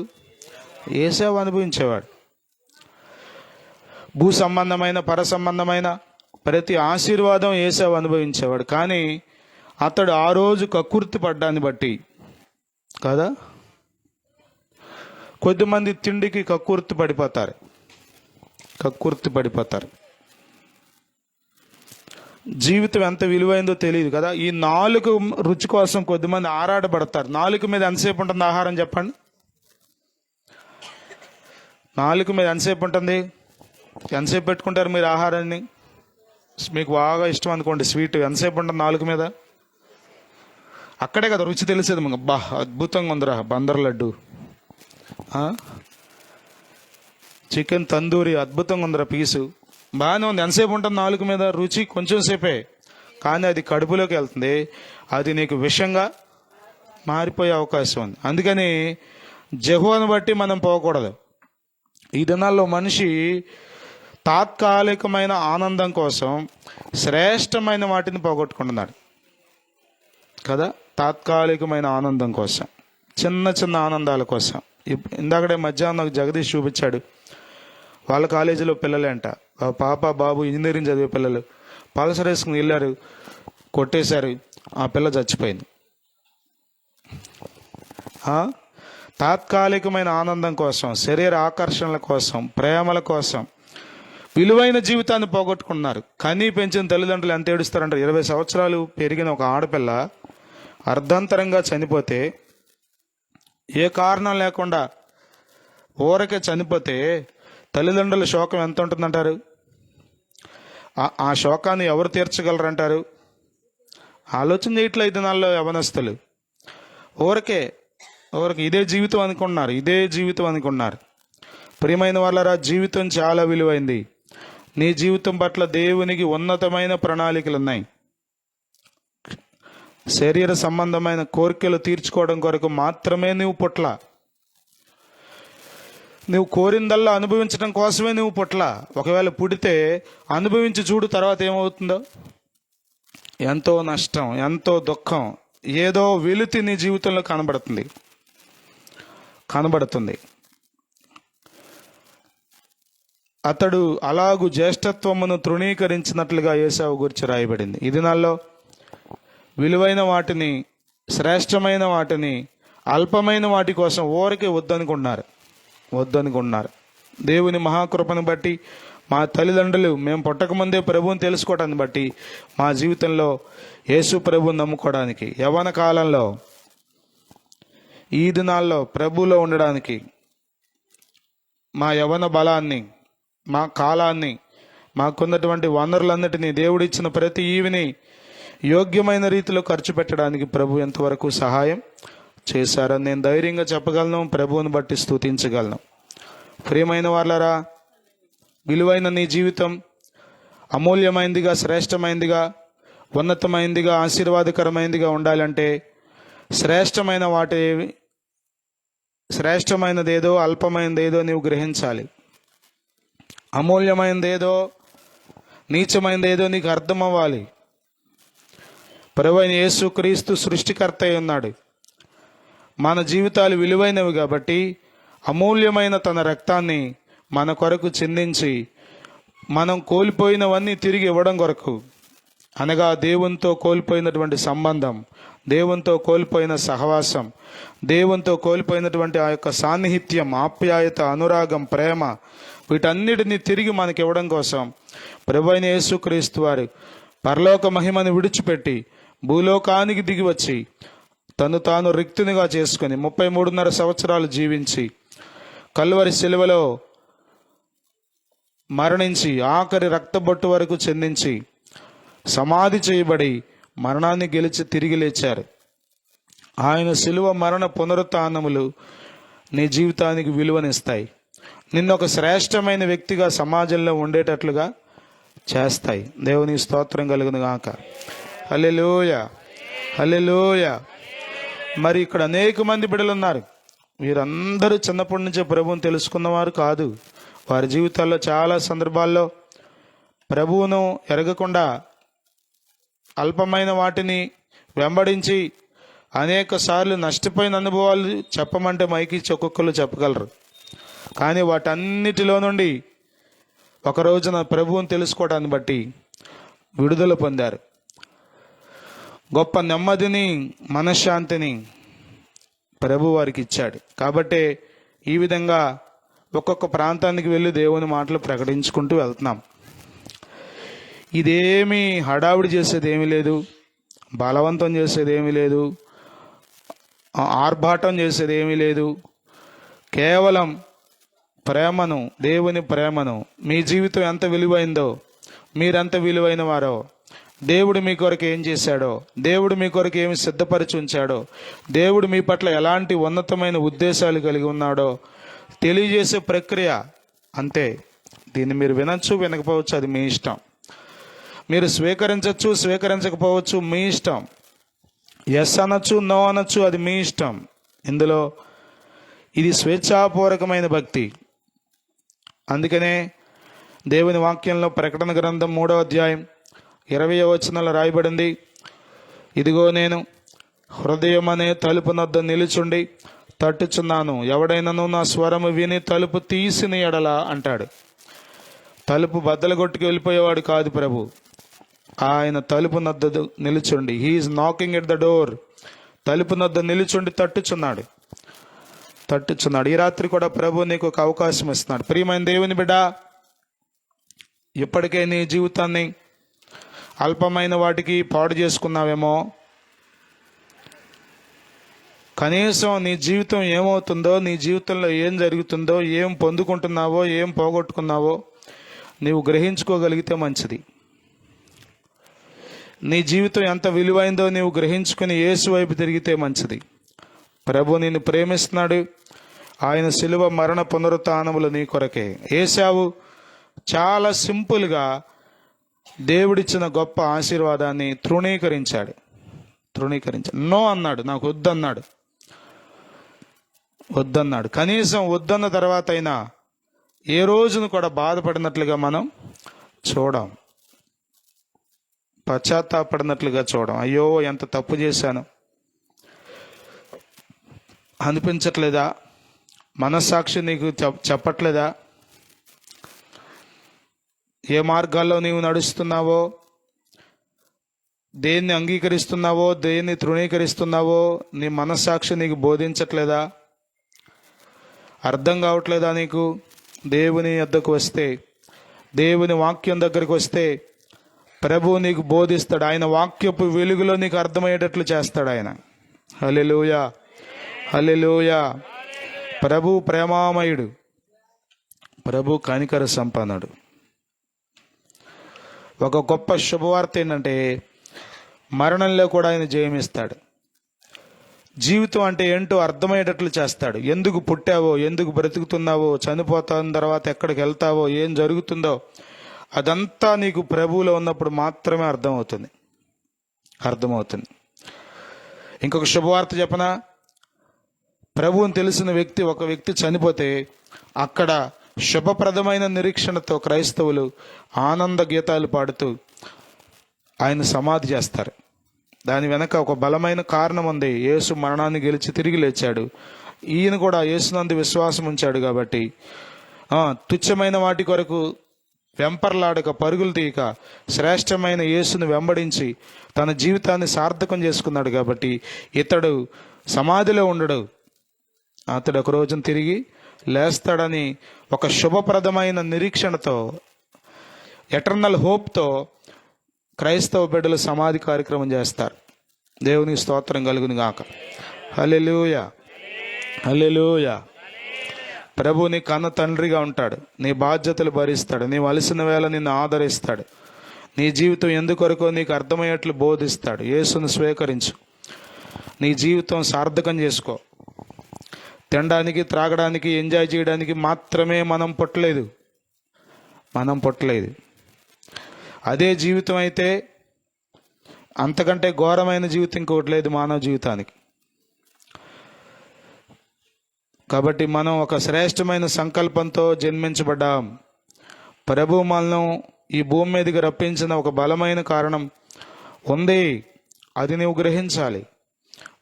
గ్రహించాలి. అంతే తప్ప ఊరకే చిన్న వాటిలో ఆనందాన్ని వెతుక్కొని అందులోనే ఇదే జీవితం అనుకుని సంబరాలు చేసుకుంటే కుదరదు. నీ జీవితంలో నిజమైన ఆనందం ప్రభు ఇస్తాడు. శాశ్వతమైన ఆనందం ప్రభు ఇస్తాడు. ఓ గొప్ప సమస్త జ్ఞానమునకు మించిన దేవుని సమాధానం నీ హృదయంలో ఉంటుంది. ఎలాంటి పరిస్థితులు ఎదురైనా దేవుని స్తోత్రం కలుగును గాక. హల్లెలూయా, హల్లెలూయా. అర్థమవుతుందా? చాలామంది అనుకున్న ప్రభు దగ్గరికి వస్తే డబ్బు ఇస్తాడు, స్వస్థత ఇస్తాడు, ఆరోగ్యం ఇస్తాడు, నెమ్మది ఇస్తాడు. నిజమే, ఇవన్నీ ఇస్తాడు. వీటికి మించి గొప్ప సమాధానం ఇస్తాడు. ఒంటి నిండా ఆరోగ్యం లేకపోయినా, జేబులో డబ్బులు లేకపోయినా, మన చుట్టూ ఎవరు లేకపోయినా, ఒంటరిగా ఉన్నప్పటికీ గుండెల నిండా గొప్ప ధైర్యం, గుండెల నిండా గొప్ప సమాధానం, గుండెల నిండా గొప్ప నెమ్మది. ఏంటో తెలుసా? ప్రభు నాతో ఉన్నాడు. ఆయన నన్ను చేయి పట్టుకుని నడిపిస్తున్నాడు. ఇది నేను అనుభవించాను. ఇక్కడ అనేక మంది అనుభవిస్తున్నారు. ఇది ప్రభువు మాత్రమే ఇవ్వగలడు. ఆయన మీకు తోడుగా ఉంటాడు. నీ జీవితం విలువైంది. అల్పమైన వాటి కొరకు విలువైన నీ జీవితాన్ని వృధా చేసుకోవద్దు, పాడు చేసుకోవద్దు. యవన కాలపు బిడ్డలు ఈ దినాల్లో ఇష్టానుసారంగా జీవించేస్తున్నారు. చాలామంది తల్లిదండ్రులకు భయం వేసి ఏం చేయాలో అర్థం కావట్లా. చెప్పుకుంటే పరువు పోతుంది, బిడ్డలు గురించి మనమే అలర చేసుకున్న వాళ్ళం అవుతామని కక్కలేక మెంగలేక అన్నట్లుగా ఉన్నారు. పరిస్థితులు ఏమీ ఆశాజనకంగా లేవు. ఎందుకు నీ జీవితం అనేది యేసు ప్రభు నమ్మినప్పుడు మాత్రమే అర్థమవుతుంది. ఈ జీవితం ఎందుకొరకు, ఇక్కడ ఎంతనాళ్ళు బ్రతుకుతాం, బ్రతికిన తర్వాత ఏమవుతుంది అనే విషయాలు యేసు ప్రభుని అంగీకరించినప్పుడు మాత్రమే నీకు అర్థమవుతాయి. దేవుని వాక్యాన్ని చదివినప్పుడు మాత్రమే నీకు అర్థమవుతాయి. కాబట్టి ప్రియులారా, యేసు మంచివాడు, యేసు గొప్ప దేవుడు, ఆయన సృష్టికర్త, ఆయన సర్వోన్నతుడైన దేవుడు. ఆయన మనలను ప్రేమించి మన కొరకు పరలోక మహిమను విడిచిపెట్టి వచ్చిన రక్షకుడు. కాబట్టి ఆయన్ని అంగీకరించండి. ప్రభు నిశ్చయంగా నీ జీవితంలో గొప్ప కార్యాలు చేస్తాడు. నీ జీవితానికి విలువిస్తాడు. నీ జీవితానికి సార్థకత ఇస్తాడు. నువ్వు బ్రతుకుతున్న దానికి ఒక విలువైనటువంటి, ఆదర్శవంతమైనటువంటి ఘనమైనటువంటి అనేక మందికి దీవెనకరమైనటువంటి బిడ్డగా ప్రభు నిన్ను చేస్తాడు. ప్రభు అట్టి కృప మనకు దయచేయునుగాక. చిన్న ప్రార్థన చేసుకుందాం. యేసుని స్వీకరించు, క్రీస్తేసుని స్వీకరించు, నీ హృదయపు ద్వారము తెరువుము, త్వరితం తానే ప్రవేశించును. నీ హృదయపు ద్వారము తెరువుము, త్వరితం తానే ప్రవేశించును. యేసుని స్వీకరించు, క్రీస్తేసుని స్వీకరించు, కనికరమందైశ్వర్యుండు నిన్ను వాత్సల్యముతో విమోచించును. కనికరమందైశ్వర్యుండు నిన్ను వాత్సల్యముతో విమోచించును. భయంకరమైన పాపము నుండి విడిపింప నిన్ను వెదకి వచ్చెను. భయంకరమైన పాపము నుండి విడిపింప నిన్ను వెదకి వచ్చెను. యేసుని స్వీకరించు, క్రీస్తేసుని స్వీకరించు, నీ హృదయపు ద్వారము తెరువుము, త్వరితము తానే ప్రవేశించును. నీ హృదయపు ద్వారము తెరువుము, త్వరితం తానే ప్రవేశించును. మన్నించు సర్వ పాపమును తానే మాన్పును, సర్వారోగములను మన్నించు సర్వ పాపములను తానే మాన్పును, సర్వారోగములను. భయంకరమైన పాపమును నిన్ను వెదకి వచ్చే. కృప కనికరముల మకుటము నీకు ధరింపచేసి ఘనపరచున్. యేసుని స్వీకరించు, క్రీస్తేసుని స్వీకరించు, నీ హృదయపు ద్వారము తెరువుము, త్వరితము తానే ప్రవేశించును. నీ హృదయపు ద్వారము తెరువుము, త్వరితము తానే ప్రవేశించును. అంధులకు దృష్టి కలుగా చేసే, అంగహీనులను లేపినాడు వజసే. అంధులకు దృష్టి కలుగా చేసే, అంగహీనులను లేపినాడు వజసే. పలు విధములగు వ్యాధిగ్రస్తులకు స్వస్థతనిచ్చెను తక్షణమే. పలు విధములగు వ్యాధిగ్రస్తులకు స్వస్థతనిచ్చెను తక్షణమే. యేసుని స్వీకరించు, క్రీస్తేసుని స్వీకరించు, నీ హృదయపు ద్వారము తెరువుము, త్వరితము తానే ప్రవేశించును. నీ హృదయపు ద్వారము తెరువుము, త్వరితం తానే ప్రవేశించును. కలువరి సిలువలు వ్రేలాడి తన రక్తము చిందించెదారలుగా. కలువరి సిలువలు వ్రేలాడి తన రక్తము చిందించెదారలుగా. చేతులలో తన కాళ్ళలో శీలలు ముండ్ల కిరీటము ధరించే. చేతులలో తన కాళ్ళలో శీలలు ముండ్ల కిరీటము ధరించే. యేసుని స్వీకరించు, క్రీస్తేసుని స్వీకరించు, నీ హృదయపు ద్వారము తెరువుము, త్వరితం తానే ప్రవేశించును. నీ హృదయపు ద్వారము తెరువుము, త్వరితం తానే ప్రవేశించును. పాపపు భారము భరించన్, నీ రోగములన్నిటి తొలగించన్. పాపపు భారము భరించన్, నీ రోగములన్నిటి తొలగించన్. సహించెను కొరడా దెబ్బల బాధల్, జయించెను అన్ని శోధనలను. సహించెను కొరడా దెబ్బల బాధల్, జయించెను అన్ని శోధనలు.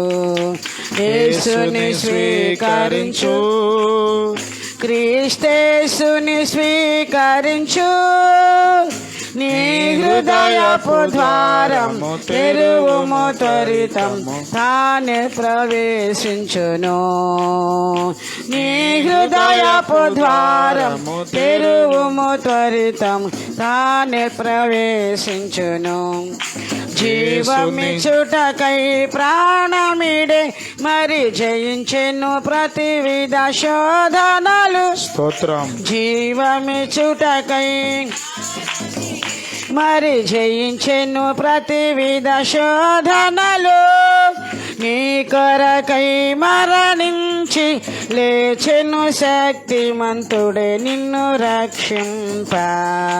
నీ కొరకై మరణించి లేచెను శక్తిమంతుడే నిన్ను రక్షింప.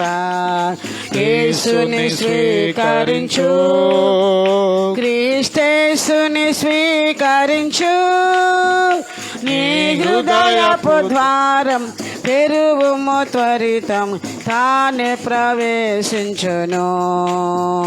నీ హృదయపు ద్వారం తెరువుము, త్వరితం తానే ప్రవేశించును.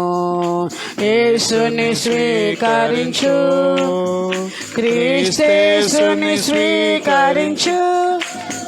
హల్లెలూయా. ప్రభునందు ప్రియులారా, ప్రార్థన చేసుకుందాం. నీ జీవితం చాలా విలువైంది. ఇప్పటికే చాలా వయసు అయిపోయింది. ఏశావు తిని త్రాగి లేచి వెళ్ళిపోయాడు. తన జ్యేష్ఠత్వాన్ని తృణీకరించాడు. ఎందుకొరకు పుట్టాడో, ఎన్ని ఆశీర్వాదాలు అతని జీవితంలో దేవుడు కలిగి ఉన్నాడో వాటిని ఎరగకుండానే, వాటిని అనుభవించకుండానే కేవలం భోజనం కోసం సరిపెట్టుకున్నాడు.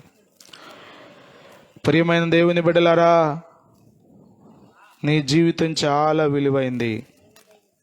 మంచి భోజనం, మంచి వస్త్రాలు, మంచి ఇల్లు, ఒక మంచి కుటుంబం, ఇవన్నీ అవసరమే. కానీ ఎంతకంటే మించిన గొప్ప ఉద్దేశాలు దేవుడు నీ పట్ల కలిగి ఉన్నాడు. అదేంటంటే, నీవు శాశ్వతమైన దేవునితో యుగాయుగాలు ఆయన రాజ్యంలో ఉండాలి.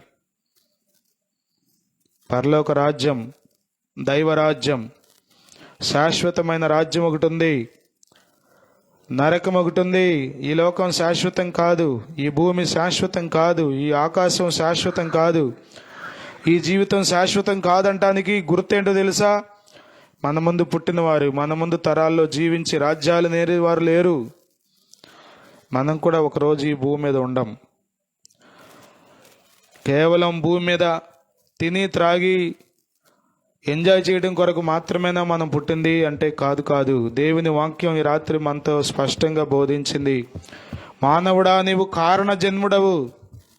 ఒక ప్రత్యేకమైన కారణంతో ప్రభు నిన్ను సృజించాడు. ఆయన మహిమ కొరకు జీవించాలి. ఈ లోకాన్ని దాటిన తర్వాత ఆయనతో యుగాయుగాలు ఉండాలి. పరలోకం చేరాలి అంటే నిత్యత్వంలో యుగాయుగాలు శ్రేష్టమైన, ఆకలి దప్పులు లేని, దుఃఖ వ్యాధులు లేని, కల్లోల పరిస్థితులు లేని, చీకటి రాత్రులు లేని శ్రేష్టమైన రాజ్యంలో మీరు ఉండాలి అంటే బైబిల్ చెప్తుంది, యేసు ప్రభు ఒక్కడే మార్గం. ఆయన తప్ప వేరొక మార్గం లేదు. ఆయన యందు విశ్వాసం ఉంచటం ద్వారా నీ పాపాలు క్షమించబడతాయి, నీ తప్పులు క్షమించబడతాయి, నీ అతిక్రమాలు క్షమించబడతాయి. నీవు ఎందుకు పుట్టావో, నీ జీవితం ఎందుకొరకో, నీ జీవితం యొక్క సార్థకత, నీ జీవితం యొక్క అంతరార్థం నీకు అర్థమవుతుంది. నరకం నుండి నీవు తప్పించబడతావు. ఈ రాత్రి యేసుని హృదయంలో స్వీకరించు. ప్రతి వ్యాధిని ఆయన తొలగిస్తాడు, ప్రతి బాధను ఆయన తొలగిస్తాడు, కన్నీటిని తొలగిస్తాడు. అన్నిటికీ మించి ఆయన నీకు తోడుగా ఉండి నడిపిస్తాడు. నిత్యరాజ్యానికి వారసునిగా ప్రభు నిన్ను చేస్తాడు. యేసయ్య లేని జీవితం అంధకారం, యేసయ్య లేని జీవితం గురి లేని జీవితం, గురి లేని భక్తి గుడ్డి భక్తి. ఎందుకు చేస్తున్నావో, ఏం జరుగుతుందో, ఏం పొందుకుంటావో నీకే తెలియదు. బైబిల్ చెప్తుంది, అపోస్తలుడైన పౌలు అనే భక్తుడు అన్నాడు, నేను నమ్మిన వారిని ఎరుగుదును కనుక నేను సిగ్గుపడనన్నాడు. నేను చనిపోతున్నాను అని ధైర్యంగా చెప్పాడు. నేను ఎక్కడికి వెళ్తున్నానో గురి కలిగి పనిచేస్తున్నానని చెప్పాడు. ప్రియమైన దేవుని బిడ్డలారా, కేవలం తినటమేనా గురి? ఆనందించటమేనా గురి? ఈ భూమి మీద అన్నీ సంపాదించుకోవటమేనా గురి? అందుకొరకేనా మనం పుట్టింది? అందుకొరకు కాదు, అందుకొరకు కాదు. దేవునికి నీ పట్ల ఉన్నతమైన, శ్రేష్టమైన, సమాధాన సంబంధమైన ఉద్దేశాలున్నాయి. అవి నీ జీవితంలో నెరవేర్చబడాలంటే నువ్వు యేసును అంగీకరించాలి, యేసును నీ హృదయంలో చేర్చుకోవాలి. అప్పుడు ఆయన నీకు బోధిస్తాడు, అప్పుడు ఆయన నీకు నిన్ను నడిపిస్తాడు, అప్పుడు ఆయన నీ చేయి పట్టుకుని సరళమైన మార్గాల్లో ముందుకు తీసుకుని వెళ్తాడు. నీ జీవితం చాలా విలువైంది. తుచ్చమైన వాటి కోసం, అల్పమైన వాటి కోసం, శ్రేష్టమైన వాటిని పోగొట్టుకోవద్దని ఈ రాత్రి దేవుని సేవకునిగా నేను మీకు జ్ఞాపకం చేస్తున్నాను. నశించిపోయే వెండి బంగారాల కంటే విలువైంది నీ జీవితం. ఆస్తి పాస్తుల కంటే విలువైంది నీ జీవితం. ₹1,00,00,000 ఇస్తే నీ ప్రాణం తిరిగి రాదు. భూమి మీద ఉన్నటువంటి పొలాలన్నీ నీ పేరును పెట్టినా నీ జీవితం మరలా తిరిగి రాదు. అంతకంటే విలువైంది నీ జీవితం. యేసుని హృదయంలో చేర్చుకోకుండా, యేసును నీ హృదయంలో చేర్చుకోకుండా నీ జీవితానికి అర్థం లేదు, పరమార్థం లేదు. పరలోక రాజ్యాన్ని నీవు స్వతంత్రించుకోలేవని దేవుని సేవకునికి రాత్రికాలం అందు నీకు జ్ఞాపకం చేస్తున్నాను. ప్రభు నిన్ను ప్రేమిస్తున్నాడు. అందుకని ఆయన పరలోక మహిమను విడిచిపెట్టి భూలోకానికి దిగివచ్చి ఆఖరి రక్తబొట్టు వరకు నీ కొరకు చెందించాడు. నీ పాప శిక్షను ఆయన భరించాడు. నీ శాపమును ఆయన మోసి శాపగ్రాహి అయ్యాడు. ఎవరు ఇష్టపడని, ఎవరు అంగీకరించని భయంకరమైన మరణాన్ని ఆ సిలువలో ఆయన భరించాడు. కారణం, ఆయన నిన్ను ప్రేమిస్తున్నాడు, నీ జీవితానికి విలువిస్తాడు. ఎవరు నీకు లేకపోయినా, ఎవరు నీతో రాకపోయినా, ఏమీ నీవు కలిగి ఉండకపోయినా ప్రభు ఉన్నాడనే ఒక గొప్ప ధైర్యం, నిరీక్షణ నీ జీవితకాలం అంతా నీవు అనుభవిస్తావు. గొప్ప నెమ్మదితో నీవు ఉంటావు, సమాధానంతో నీవు ఉంటావు. శరీరం కుళ్ళి కృషించిపోయినా గొప్ప సమాధానం నీవు అనుభవిస్తావు. అది యేసు మాత్రమే ఇవ్వగలడు. ఒక్క పూట కూటి కొరకు ఏశావు తన విలువైన జ్యేష్ఠత్వాన్ని పోగొట్టుకున్నాడు. మరి నువ్వు ఎందుకు పోగొట్టుకున్నావో నాకు తెలియదు, కానీ పరిశుద్ధాత్మను నీకు జ్ఞాపకం చేసినప్పుడు, దేవుని ఆత్మ నీ జీవితంలో కార్యం జరిగించినప్పుడు నీకు అర్థమవుతున్నది ఎంత నష్టపోయావో. యేసుని అంగీకరించు, యేసుని హృదయంలో చేర్చుకో. గొప్ప రక్షణ ఆనందం, నిండైన పరలోక రాజ్యపు ఆనందం నీవు అనుభవించు. ప్రభు అట్టి కృప ఈ ప్రాంతంలో నివాసం ఉంటున్న బిడ్డలకు అనుగ్రహించునుగాక. మా పరమ తండ్రి, నీ అద్వితీయ సత్యనామమును బట్టి స్తోత్రములు ప్రభువా. నాయనా, ఏశావు పట్ల నీవెన్ని గొప్ప ప్రణాళికలు కలిగి ఉన్నావో, కానీ గ్రహించలేకపోయాడు. గురి లేకుండా బ్రతికాడు. కేవలం భోజనం ఉంటే చాలనుకున్నాడు. అయా గ్రుడ్డిగా తనకిచ్చినటువంటి జ్యేష్ఠత్వాన్ని ఊరకే అమ్మేసుకున్నాడు ప్రభువా.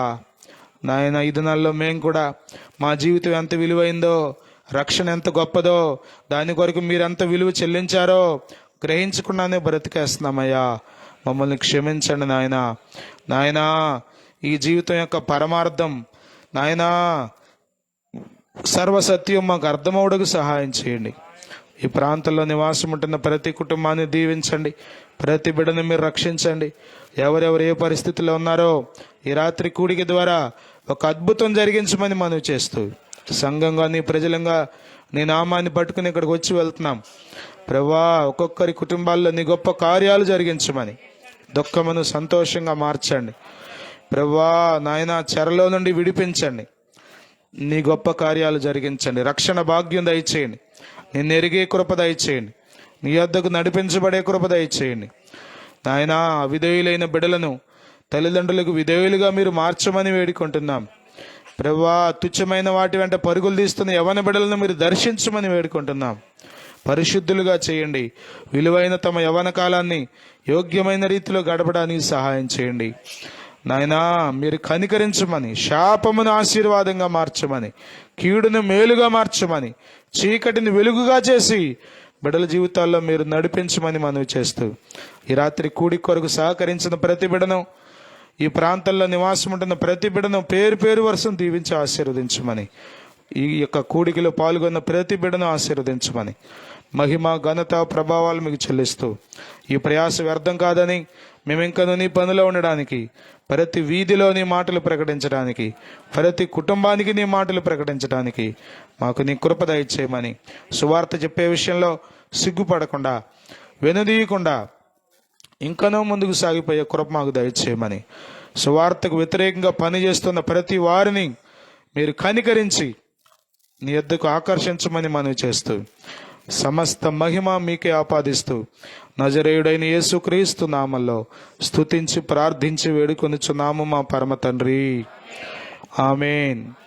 ఇప్పుడు మన పరమ తండ్రి అయిన దేవుని ప్రేమ, కుమారుడైన యేసుక్రీస్తు కృప, పరిశుద్ధాత్మని యొక్క అన్యోన్య సహవాసం కూడిన మనకు, భూలోకంలోని సకల పరిశుద్ధులకు, మరి ముఖ్యంగా ఈ రాత్రి ఈ ప్రాంతంలో నివాసం ఉంటున్న ప్రతి బిడ్డకు, ఈ కూడికు సహకరించిన ప్రతి బిడ్డకు సదా తోడయుని నడిపించునుగాక, ఆమేన్.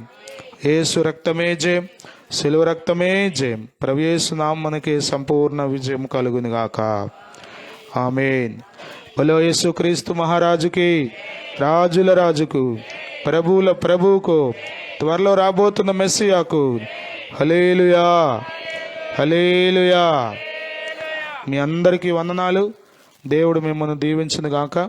ప్రతి ఆదివారం మందిరంలో ఆరాధన జరుగుతుంది. బుధవారం, శుక్రవారం, శనివారం.